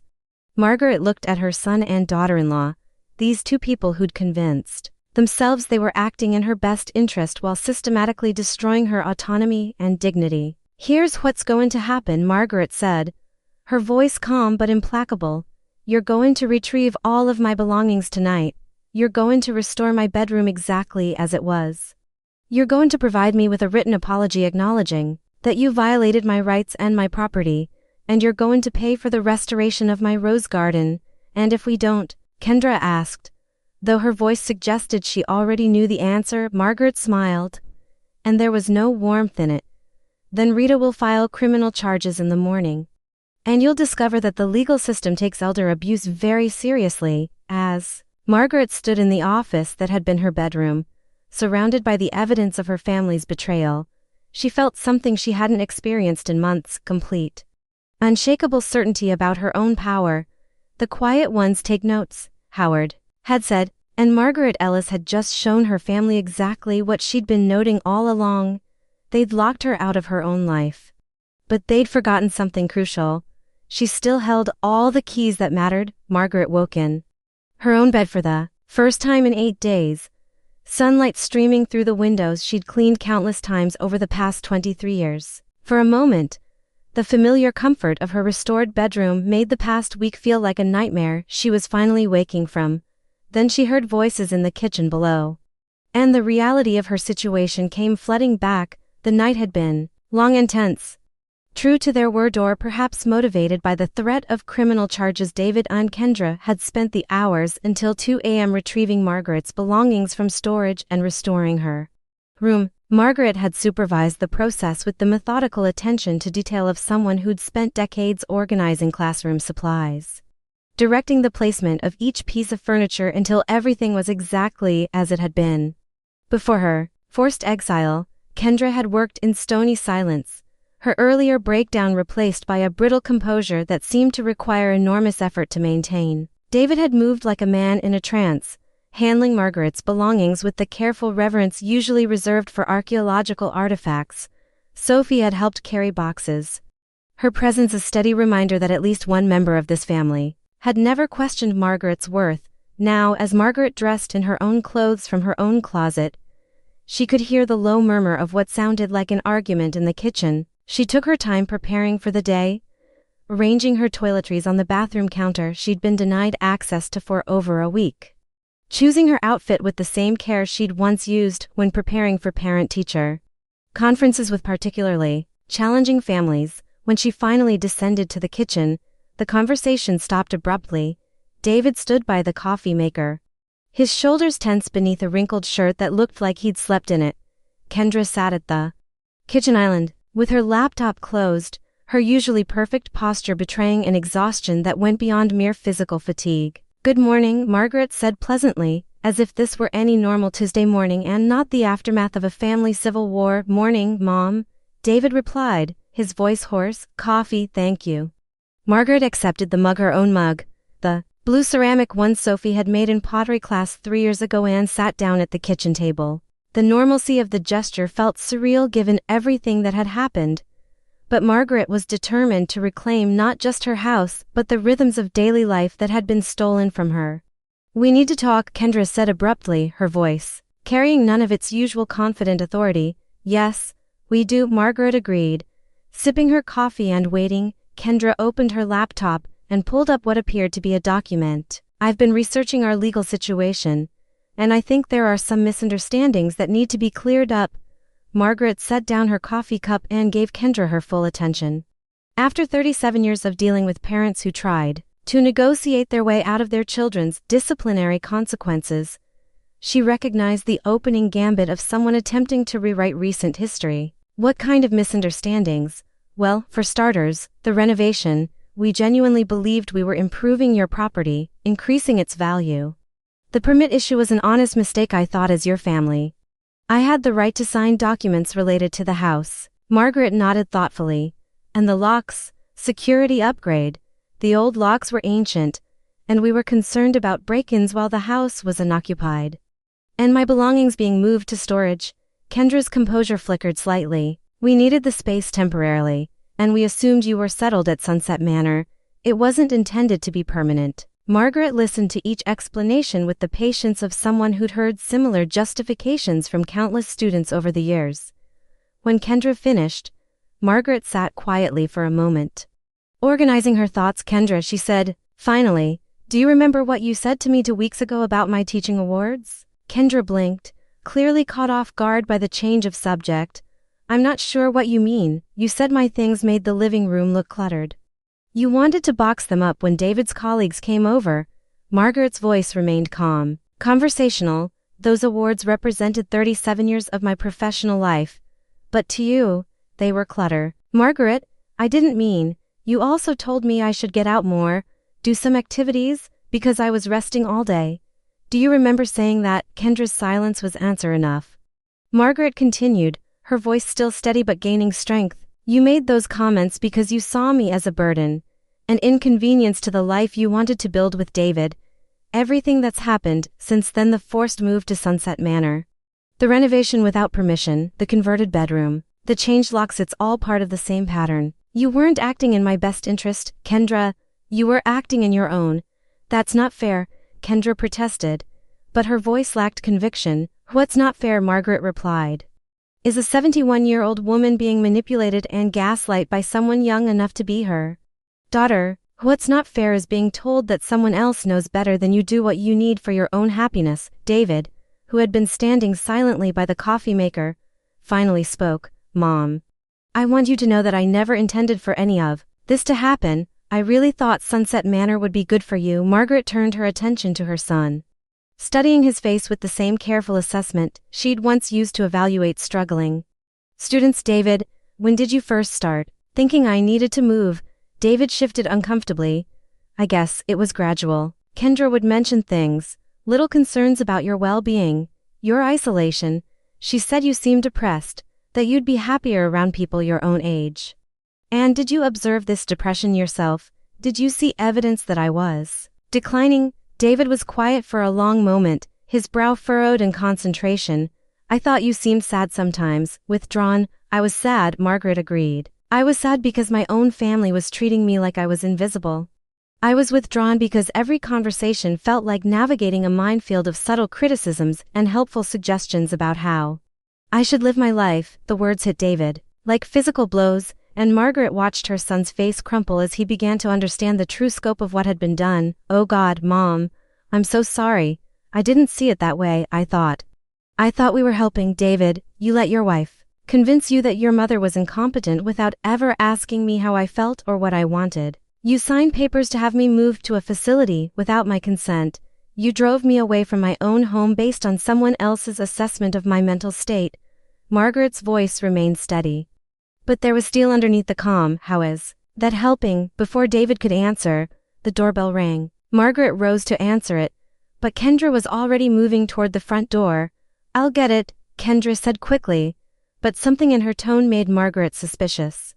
Margaret followed Kendra to the front door, arriving just as her daughter-in-law opened it to reveal a man in a suit holding a clipboard and a woman with a camera. "Mrs. Ellis," the man said, looking past Kendra to Margaret. "I'm Detective Rodriguez with the County Fraud Investigation Unit. We've received a complaint about forged documents and we'd like to ask you some questions." Margaret felt a cold satisfaction settle in her chest. Rita had clearly decided not to wait for Margaret's family to voluntarily comply with her demands. "Of course, Detective, please come in."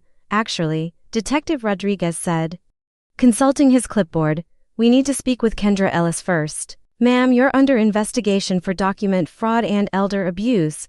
We need you to come to the station for questioning." The color drained from Kendra's face. This is a family matter. We've worked everything out, Mom. Fraud is not a family matter. It's a felony." Detective Rodriguez's voice was professional but firm. "You have the right to an attorney, and I'd strongly suggest you exercise that right." Margaret watched as the carefully constructed world Kendra had built came crashing down around her. All the manipulation, all the subtle control, all the patronizing concern, none of it could protect her from the legal consequences of her actions.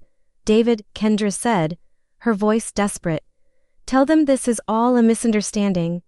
David looked at his wife, then at his mother, then back at the detective. When he spoke, his voice was quiet but clear.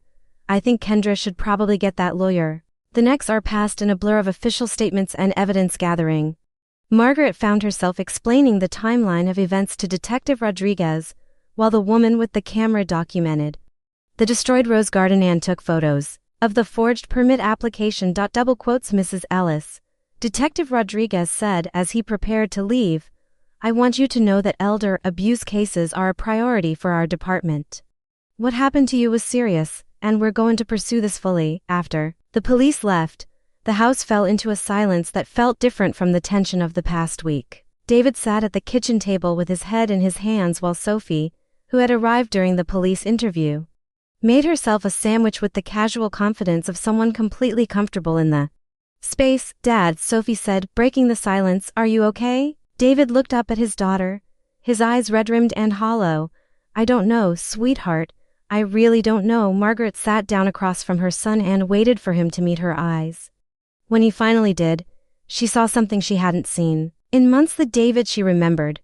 Her boy who used to climb into her lap during thunderstorms and tell her about his dreams for the future. David, she said gently, I want you to understand something. I'm not angry at you because you made mistakes. I'm angry because you stopped seeing me as a person capable of making my own decisions. I know, David said, his voice breaking. I see that now. I don't know how to fix this. You start by asking me what I want instead of telling me what you think I need. David nodded slowly. What do you want, Mom? Margaret considered the question seriously. What did she want? To go back to the way things were before Kendra's arrival. To pretend the past week hadn't happened. To punish her family for the pain they'd caused her. I want to live in my own house. She said finally, I want to be treated like a competent adult. I want my family to respect my choices, even if they disagree with them, and I want to know that if I say no to something, that no will be honored. What about Kendra? Sophie asked quietly. Margaret looked at her granddaughter, then at David. What about her? She's my wife, David said slowly. And she's going to be charged with felonies. Yes, she is, Margaret agreed. And that's the consequence of her actions, not something I'm doing to her. But what does this mean for our family? Margaret thought about the question for a long moment. She thought about the rose garden that would need to be replanted, the trust that would need to be rebuilt, the conversations that would need to happen about boundaries and respect. I don't know, she said honestly. That depends on what Kendra decides to do next, and whether you're willing to rebuild this relationship on different terms. They sat in silence for several minutes, each lost in their own thoughts. Finally, Sophie spoke up, Grandma, are you going to stay at Sunset Manor? Margaret almost laughed. Absolutely not. I'm going to stay right here in my own house. Where I belong. What if Dad and Mom don't want you here? Sophie asked. Though her tone suggested she already knew the answer, Margaret looked around the kitchen where she'd made thousands of meals, where she'd helped Sophie with homework, where she'd sat with Harold during his final months. This was her home, purchased with her money, maintained with her care, filled with her memories. Sophie, she said, it doesn't matter what they want. This is my house.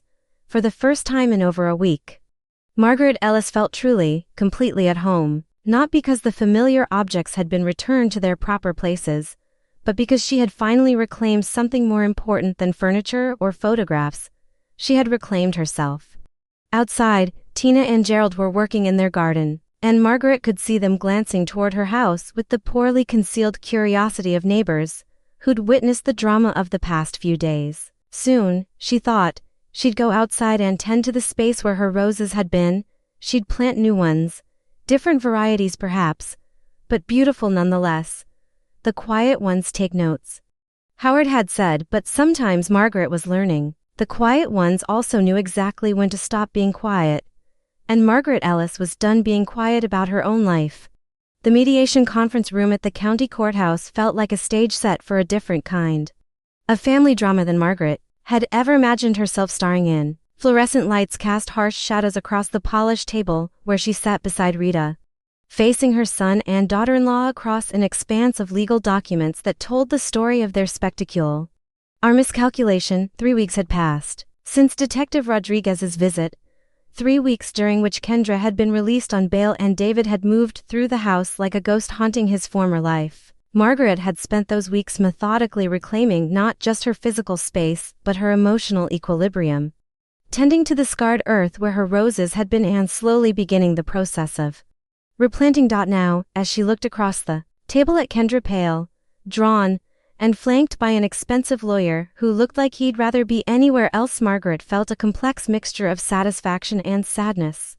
This was not how she'd imagined her family story would unfold, but sometimes the truth required dramatic revision. "Before we begin," said Mediator Williams, a woman in her 50s with the patient demeanor of someone who'd presided over countless family disasters, "I want to establish that we're here to find a resolution that serves everyone's interests." While acknowledging the serious nature of the charges Mrs. Kendra Ellis is facing, Kendra's lawyer, a sharp-featured man named Peterson, leaned forward. "Your Honor, my client maintains that this entire situation arose from a series of misunderstandings and family miscommunications.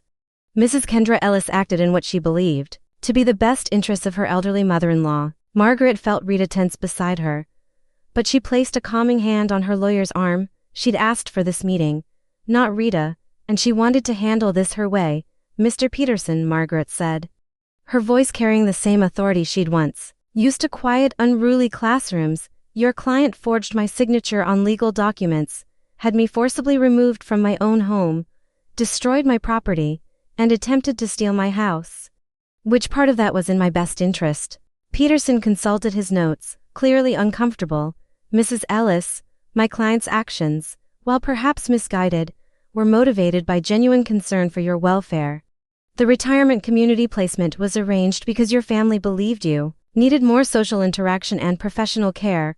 "Mr. Peterson," Rita interjected, pulling out a thick folder, "let me share some documentation that might clarify the situation." Over the next hour, Rita methodically presented the evidence they'd gathered: photographs of the destroyed rose garden, copies of the forged permit application, financial records showing Margaret's contributions to household expenses, medical records proving her mental competency, and sworn statements from neighbors Tina and Gerald describing their observations of Margaret's treatment. With each piece of evidence, Margaret watched Kendra shrink further into her chair. Gone was the confident woman who'd orchestrated Margaret's removal with such efficient cruelty. In her place sat someone who was finally being forced to confront the reality of what she'd done. "Furthermore," Rita continued, pulling out another document, "we have Mrs. Kendra Ellis's own words, recorded on her son's phone during the confrontation at the house." She pressed play on a small recorder. Kendra's voice filled the room, sharp with desperation. "You did want her gone, you just didn't want to be the one to say it. I did what you were too weak to do yourself." The silence that followed was deafening. David, who had been sitting quietly beside his wife, closed his eyes as if the sound of her words caused him physical pain. "As you can hear," Rita said, "this was not a case of misunderstood good intentions. This was a calculated plan to remove Mrs. Ellis from her own home for the personal convenience of the defendants." Mediator Williams looked at Peterson, who was frantically taking notes. "Mr. Peterson, do you have a response to this evidence?" Peterson whispered something to Kendra, who shook her head violently. Margaret watched this exchange with interest, recognizing the body language of someone refusing to accept reality. "Your Honor," Peterson said finally, "my client maintains that her actions, while regrettable, were not criminal in intent. She's prepared to make financial restitution for any damages and to issue a formal apology." "What kind of restitution?" Rita asked. Peterson consulted his notes. "We're prepared to offer $10,000 to cover the garden restoration and any associated costs." Margaret felt a flash of anger so pure it surprised her. $10,000. As if the 20 years of careful cultivation, the memorial to Harold, the systematic destruction of her life could be reduced to a landscaping expense. "Mr. Peterson," Margaret said, her voice dangerously quiet, "your client destroyed property worth far more than $10,000. But more importantly, she stole something that can't be purchased: my autonomy, my dignity, and my son's trust." She turned to look directly at Kendra, who was staring at the table as if it might offer escape. "Kendra, look at me." Reluctantly, Kendra raised her eyes. "I want you to explain to me why you thought you had the right to make decisions about my life without consulting me," Margaret said. We thought, Kendra's voice was barely above a whisper, speak up. You were very articulate when you were telling David what was best for me. Kendra's composure cracked completely. You were making everything difficult. David felt guilty all the time because you were there watching, judging everything we did. We couldn't have friends over without worrying about disturbing you. We couldn't make any changes to the house because it was always how Margaret likes it. You were like this weight hanging over our marriage. The raw honesty of it hit the room like a shockwave. David turned to stare at his wife in horror, while Margaret felt a cold clarity settle over her. So you decided to remove the weight, Margaret said quietly. I thought you'd be happier with people your own age, Kendra said, tears starting to flow. I thought everyone would be happier. Kendra, you never asked me if I was unhappy, you never asked what would make me happier. You simply decided that your comfort was more important than my choice. Margaret's voice remained steady, but there was steel underneath. You treated me like an object to be moved around until you found a convenient place to store me.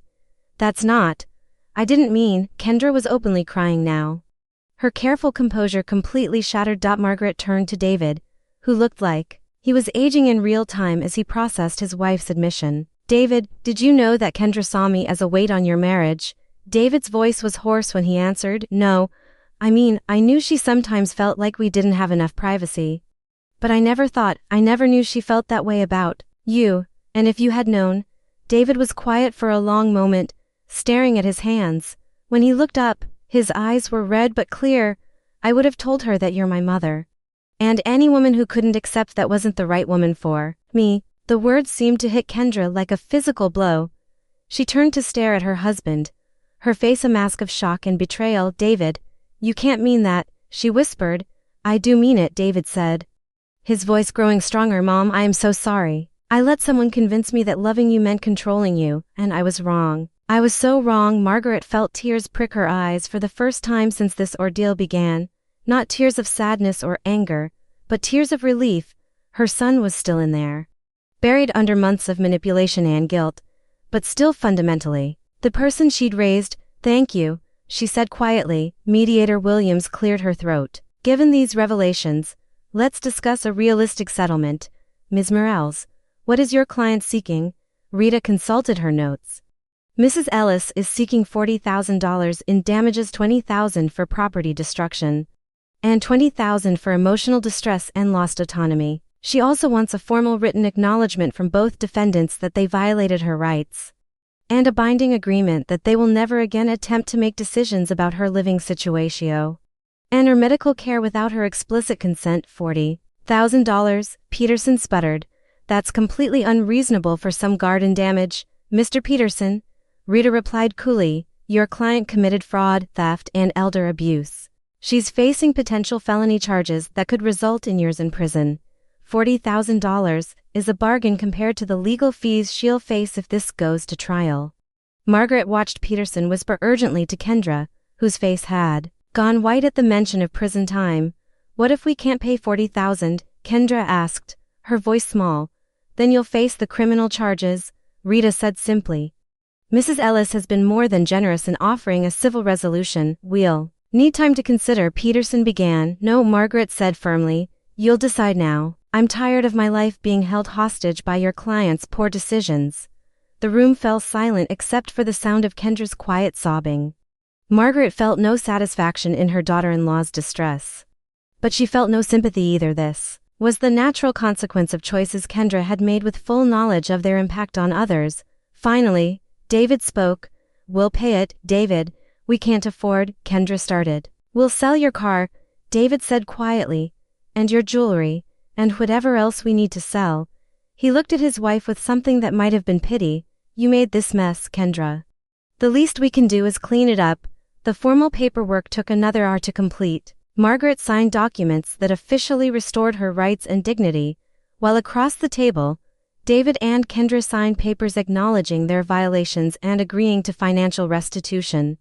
As they prepared to leave, Kendra approached Margaret with the hesitant steps of someone walking through a minefield. Margaret, I want you to know that I am sorry.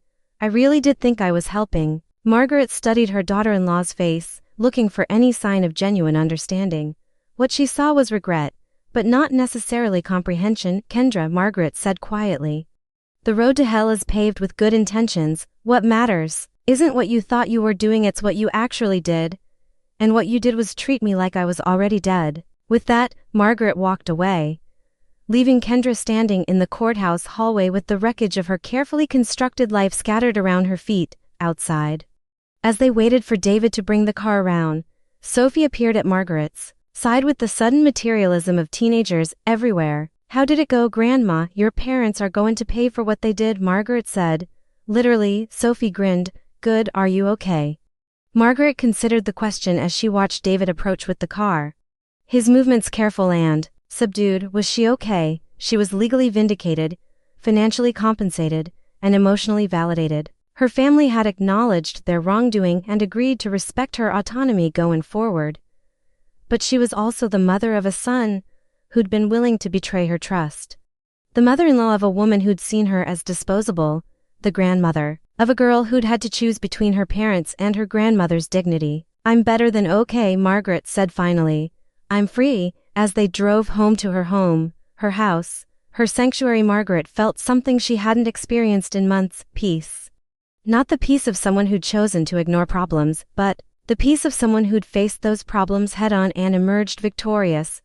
The quiet ones take notes, Howard had said, but sometimes, Margaret reflected, the quiet ones also knew exactly when to stop taking notes and start demanding justice. And justice, she was learning, was a dish best served with proper documentation and an excellent lawyer. The check arrived on a Tuesday morning, delivered by certified mail as if the Postal Service understood the gravity of what it represented. Margaret held the envelope for a long moment before opening it. This tangible acknowledgement that her pain had been measured, quantified, and found worthy of recompense. $40,000. More money than she'd ever held at one time, yet somehow inadequate to represent the violation of trust, the stolen autonomy. The nights she'd lain awake in a sterile apartment wondering if her own family saw her as disposable. She set the check on her kitchen table, in her kitchen, in her house, and looked out the window at the backyard where new rose bushes were beginning to take root. It had been 2 weeks since the mediation, 2 weeks during which the house had felt like a stage between acts, everyone waiting to see what the next scene would bring. David had been living like a penitent, moving through the house with the careful deliberation of someone walking on broken glass. He cooked breakfast for Margaret every morning without being asked, left small gifts by her door, a book he thought she'd enjoy, a packet of seeds for her garden, the ceramic vase she'd admired at the farmer's market months ago. Each gesture carried the weight of someone trying to rebuild trust, one careful piece at a time. Kendra had been notably absent.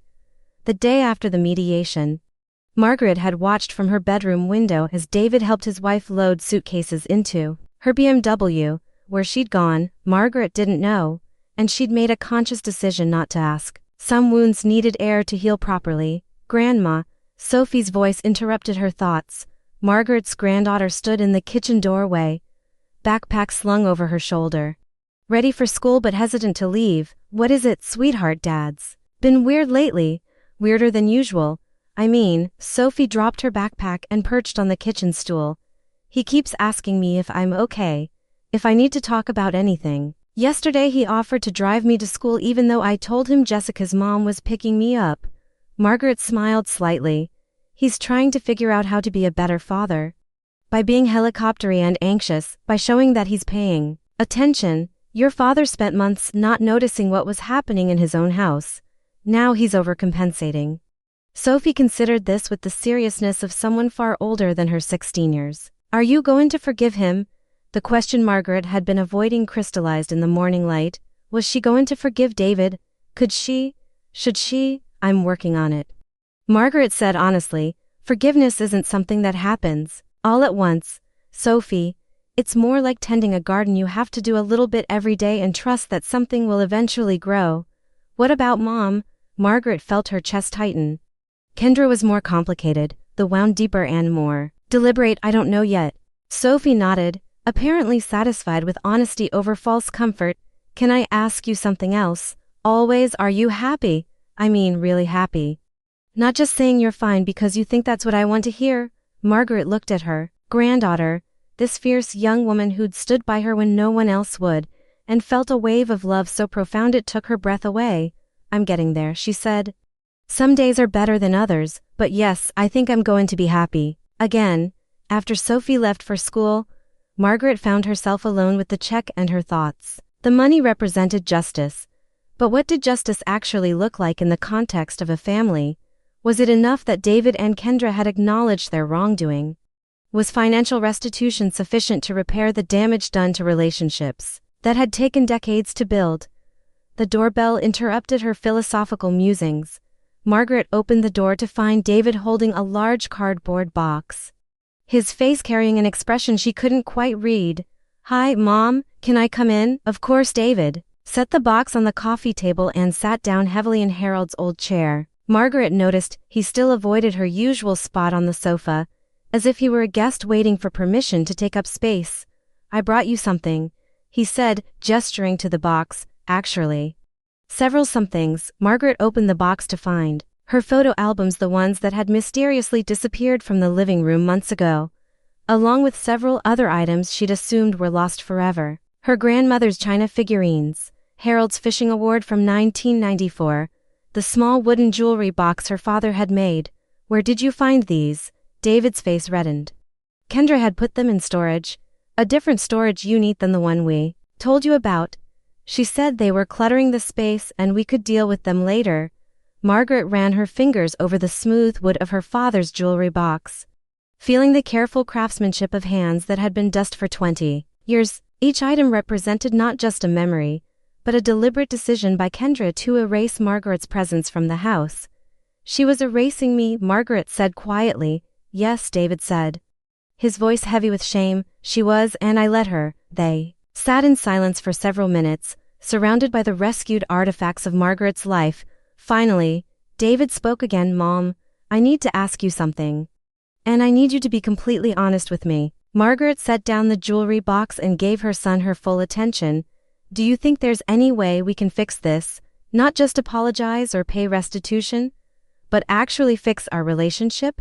Margaret studied David's face, looking for any trace of the manipulation or avoidance that had characterized their interactions for months. What she saw was raw vulnerability and genuine remorse. "I don't know," she said. "I want to believe we can, but David, you broke something fundamental when you stopped seeing me as capable of making my own decisions. I know you let someone else convince you that your mother was a burden instead of trusting your own judgment about my mental state. I know, and when I tried to assert my autonomy, you dismissed my concerns as confusion or stubbornness."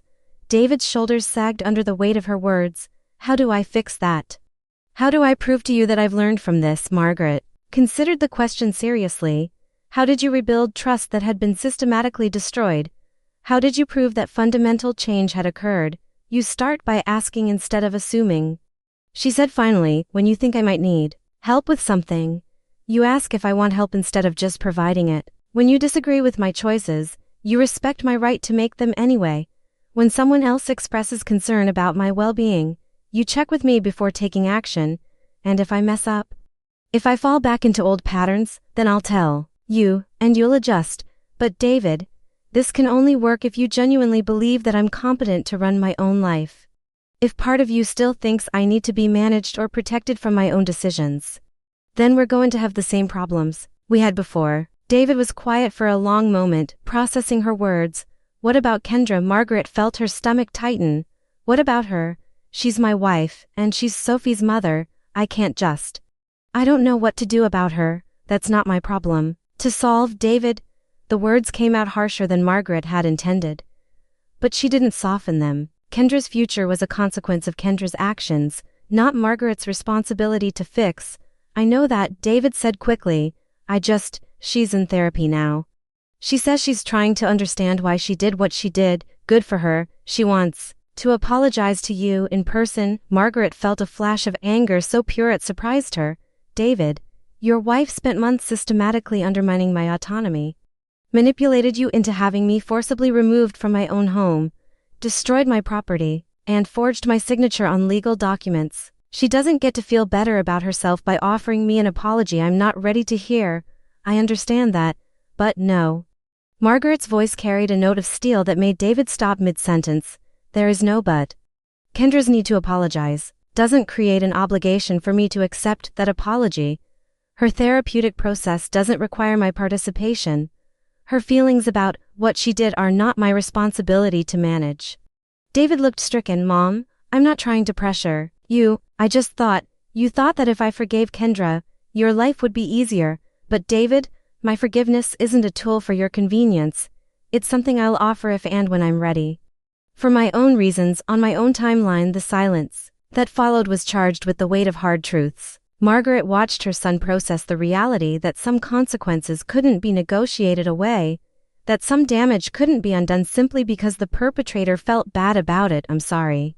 David said finally, you're right, I was thinking about what would make things easier for me instead of what was right for you. Margaret felt some of the tension in her chest ease. Thank you for saying that. Can I ask you one more thing? What? Do you want me to move out? The question caught Margaret off guard. In all her planning and strategizing, she'd focused on reclaiming her home and her autonomy. But she hadn't thought deeply about what the living arrangements would look like afterward. Do you want to move out? She countered. David considered the question seriously. I don't know. Part of me thinks it might be easier for everyone if I found my own place. But another part of me feels like running away would just be another way of avoiding the hard work of rebuilding our relationship. Margaret nodded slowly. What does Sophie want? She wants things to go back to normal. But I don't think any of us really knows what normal looks like anymore. Margaret looked around the living room, restored now to her preferences but forever changed by what had happened there. David was right, there was no going back to the way things were before. The question was whether they could build something new and better from the pieces that remained. I think, Margaret said carefully, that we should try living together for a while longer, but with some new ground rules. What kind of ground rules? This is my house, and I make the final decisions about anything that affects it. If you want to make changes, paint a room, upgrade appliances, plant something in the garden, you ask my permission first. David nodded. That's fair. I control my own medical decisions, my own social calendar, and my own living arrangements. If I want to see a doctor, join a club, or move to Timbuktu, that's my choice to make. Understood? And if Kendra comes back, she follows the same rules. She's a guest in my house, not a co-owner with decision-making authority. David's face tightened. What if she can't accept those terms? Margaret met her son's eyes directly. Then she can't live here. The words hung in the air between them, final and non-negotiable. Margaret watched David process the implications. The choice he might have to make between his wife's comfort and his mother's autonomy. I understand, he said quietly. They spent the rest of the morning going through the rescued photo albums, David asking careful questions about family history he'd never shown interest in before. Margaret found herself telling stories about his father, about their early years of marriage, about the dreams they'd had for their children's futures. It felt like the beginning of something, not a return to what they'd had before, but the tentative construction of something new, something built on respect rather than assumption, on honest communication rather than careful management of each other's feelings. That evening, as Margaret prepared for bed in her own room, she reflected on the day's conversations. The check from David and Kendra sat on her dresser, representing justice achieved and dignity restored. But more important was the harder, slower work of rebuilding trust and redefining relationships.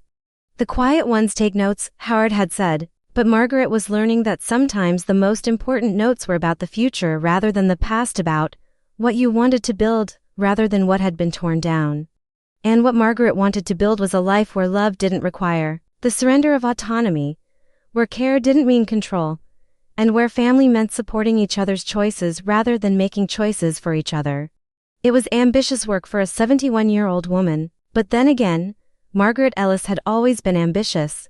6 months later, Margaret knelt in her garden on a crisp October morning, her hands deep in the rich earth as she planted the last of the spring bulbs. The roses had flourished through the summer, their second bloom more vibrant than she dared to hope. Different varieties than the ones Harold had helped her plant, these were hers alone, chosen for their resilience and their ability to thrive in less than perfect conditions. The sound of footsteps on the garden path made her look up. David approached, carrying 2 steaming mugs of coffee. moving with the easy confidence of someone who'd learned to read the subtle signals that indicated whether his presence was welcome. "Thought you might want a break," he said, settling onto the garden bench Harold had built 25 years ago. Margaret accepted the coffee gratefully, noting that David had remembered exactly how she liked it to sugars, no cream. It was a small thing, but these days she noticed small things more. The accumulated weight of tiny considerations, respectful questions, and unhurried conversations had slowly rebuilt something she'd thought might be permanently broken. "The tulips are going to be beautiful in the spring," David observed, gesturing toward the carefully planned rows of bulbs. "That's the hope," Margaret replied, "though you never really know with bulbs. You plant them in faith and trust that the conditions will be right when they're ready to bloom." David smiled at the metaphor, understanding the layers beneath her words.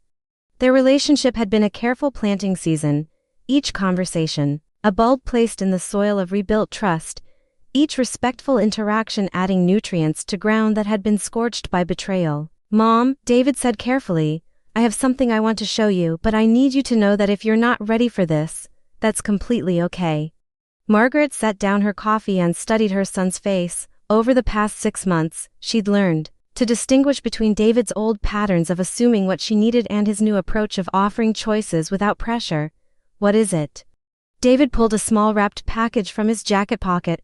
"Sophie made something for you for us. Actually, she's been working on it in her art class, and she wanted me to give it to you today." Margaret unwrapped the package carefully, her breath catching when she saw what lay inside. It was her ceramic vase, the one that had shattered during her forced move to Sunset Manor.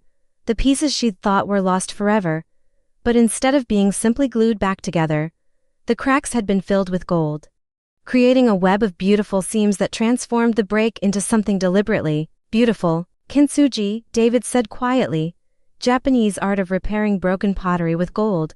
Sophie learned about it in her cultural studies class and thought, well, she thought it looked like us. Margaret ran her fingers over the golden seams, feeling the subtle texture where brokenness had been transformed into beauty. The vase was recognizably the same object she'd cherished for years. But it was also fundamentally different, not hidden from its damage but made more beautiful by the careful attention paid to healing. "It's perfect," she whispered. "Sophie wanted you to know that she doesn't think we're the same family we were before," David continued. "But she thinks we might be something better, stronger in the broken places." Margaret felt tears prick her eyes, the good kind. The kind that came from unexpected grace rather than pain.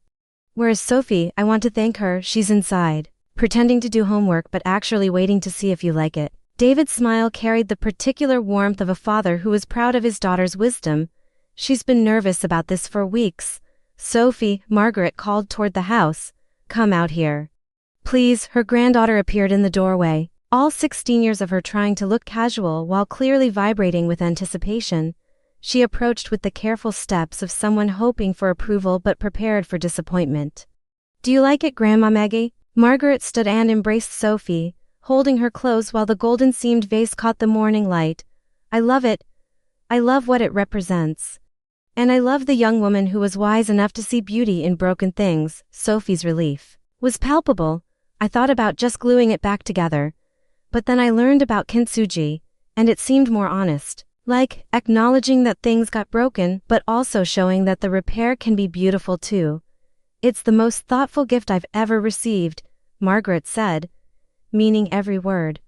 They settled together on the garden bench, 3 generations, sharing the comfortable silence of people who'd learned to be present with each other without needing to fill every moment with words. Margaret held the vase in her lap, marveling at how something that had seemed irreparably damaged could be transformed into something more beautiful than its original state. "Grandma," Sophie said eventually, "can I ask you something I've been wondering about? Always. Are you glad it happened? I mean, obviously not glad that Mom was horrible to you, but glad that everything came out the way it did." Margaret considered the question seriously. Was she glad that her family had imploded, that trust had been shattered, that legal intervention had been necessary? Was she grateful for the months of pain and uncertainty? "I'm glad I found out who I really am when everything else was stripped away," she said finally. "I'm glad I discovered that I'm stronger than I thought. I'm glad your father and I learned how to have honest conversations, And I'm glad you learned that sometimes the most loving thing you can do is refuse to enable someone else's bad behavior. What about Mom? Sophie asked quietly. It was the question Margaret had been expecting. Kendra had been absent from their lives for 6 months, living in a furnished apartment across town while she attended therapy and figured out what came next. She'd sent several letters to Margaret, carefully crafted apologies that had grown more genuine and less self-serving over time, but she hadn't asked to come home, and Margaret hadn't offered. What about her? Margaret asked gently. Do you think she'll ever be able to come back? Margaret looked at David, who was staring at his hands with the expression of someone who'd wrestled with the same question countless times. That depends, Margaret said carefully, on whether she can learn to see me as a person rather than a problem to be managed. Whether she can accept that this is my house and I make the decisions about it. Whether she can understand that love doesn't give you the right to control someone else's life. And if she can't, Sophie pressed, then she can't live here, Margaret said simply, not because I want to punish her, but because I won't go back to being treated like I'm invisible in my own home. David finally looked up. She's been asking if she can come to dinner sometime, just to talk, no pressure, no agenda, just to try to start over. Margaret felt her stomach tighten with familiar anxiety. But underneath it was something new, confidence in her own ability to handle whatever came next. What do you think? She asked David. Do you believe she's genuinely changed? I think she's trying to change, David said carefully. I think therapy has helped her understand some things about herself that she didn't want to see before, but I also think she's still learning what it means to respect other people's autonomy. And you? How do you feel about the possibility of her coming back? David was quiet for a long moment. I love her, he said finally, but I love you too, and I love Sophie, and I've learned that love means different things to different people. For Kendra, love used to mean controlling circumstances to make everything comfortable. I can't live that way anymore. Margaret nodded slowly. What would dinner look like? She comes here, to your house, and follows your rules. She asks permission instead of making assumptions. She accepts that you're the final authority on anything that affects your home or your life. David's voice grew stronger as he spoke. And if she can't do that, she leaves. And you'd support that, even if it meant choosing between us. David met her eyes directly. Mom, I chose you. Kendra can be part of our family if she can accept the terms of membership. But those terms aren't negotiable.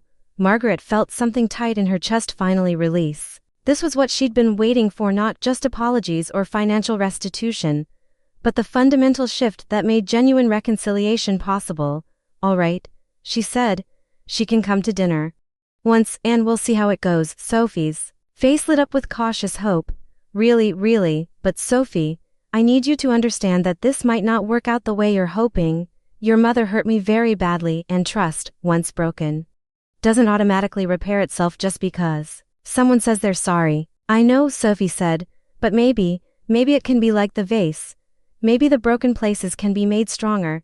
Margaret looked down at the golden seamed ceramic in her lap, at the evidence that brokenness didn't have to mean worthlessness, that repair could create something more beautiful than the original. Maybe they can, she agreed. That evening, as Margaret prepared for bed, she placed the repaired vase on her nightstand where she could see it from her pillow. The golden seams caught the lamplight, creating patterns of beauty that drew the eye toward the places where damage had been transformed into art. The quiet ones take notes, Howard had said all those months ago. But Margaret had learned that sometimes the most important notes weren't about what had been broken, they were about what was possible in the aftermath of breaking. Tomorrow would bring new challenges. Kendra's potential return, the ongoing work of rebuilding family relationships, the daily choice to trust without forgetting the lessons learned through pain. But tonight, Margaret Ellis went to sleep in her own bed in her own house, surrounded by people who'd learned to see her as she truly was. Not a problem to be solved or a burden to be managed, but a woman of strength, wisdom, and unshakable dignity. The roses would bloom again in spring, different varieties but no less beautiful for their newness. The tulip bulbs would push through the soil, trusting in conditions they couldn't yet see, and somewhere in the golden seams of a carefully repaired vase, the future waited to be written, not in the patterns of what had been broken, but in the artistry of what could be built from the pieces that remained. Sometimes Margaret reflected as sleep overtook her, the most beautiful things were the ones that had been shattered and deliberately, lovingly put back together. Sometimes the cracks, filled with gold, were the strongest parts of all.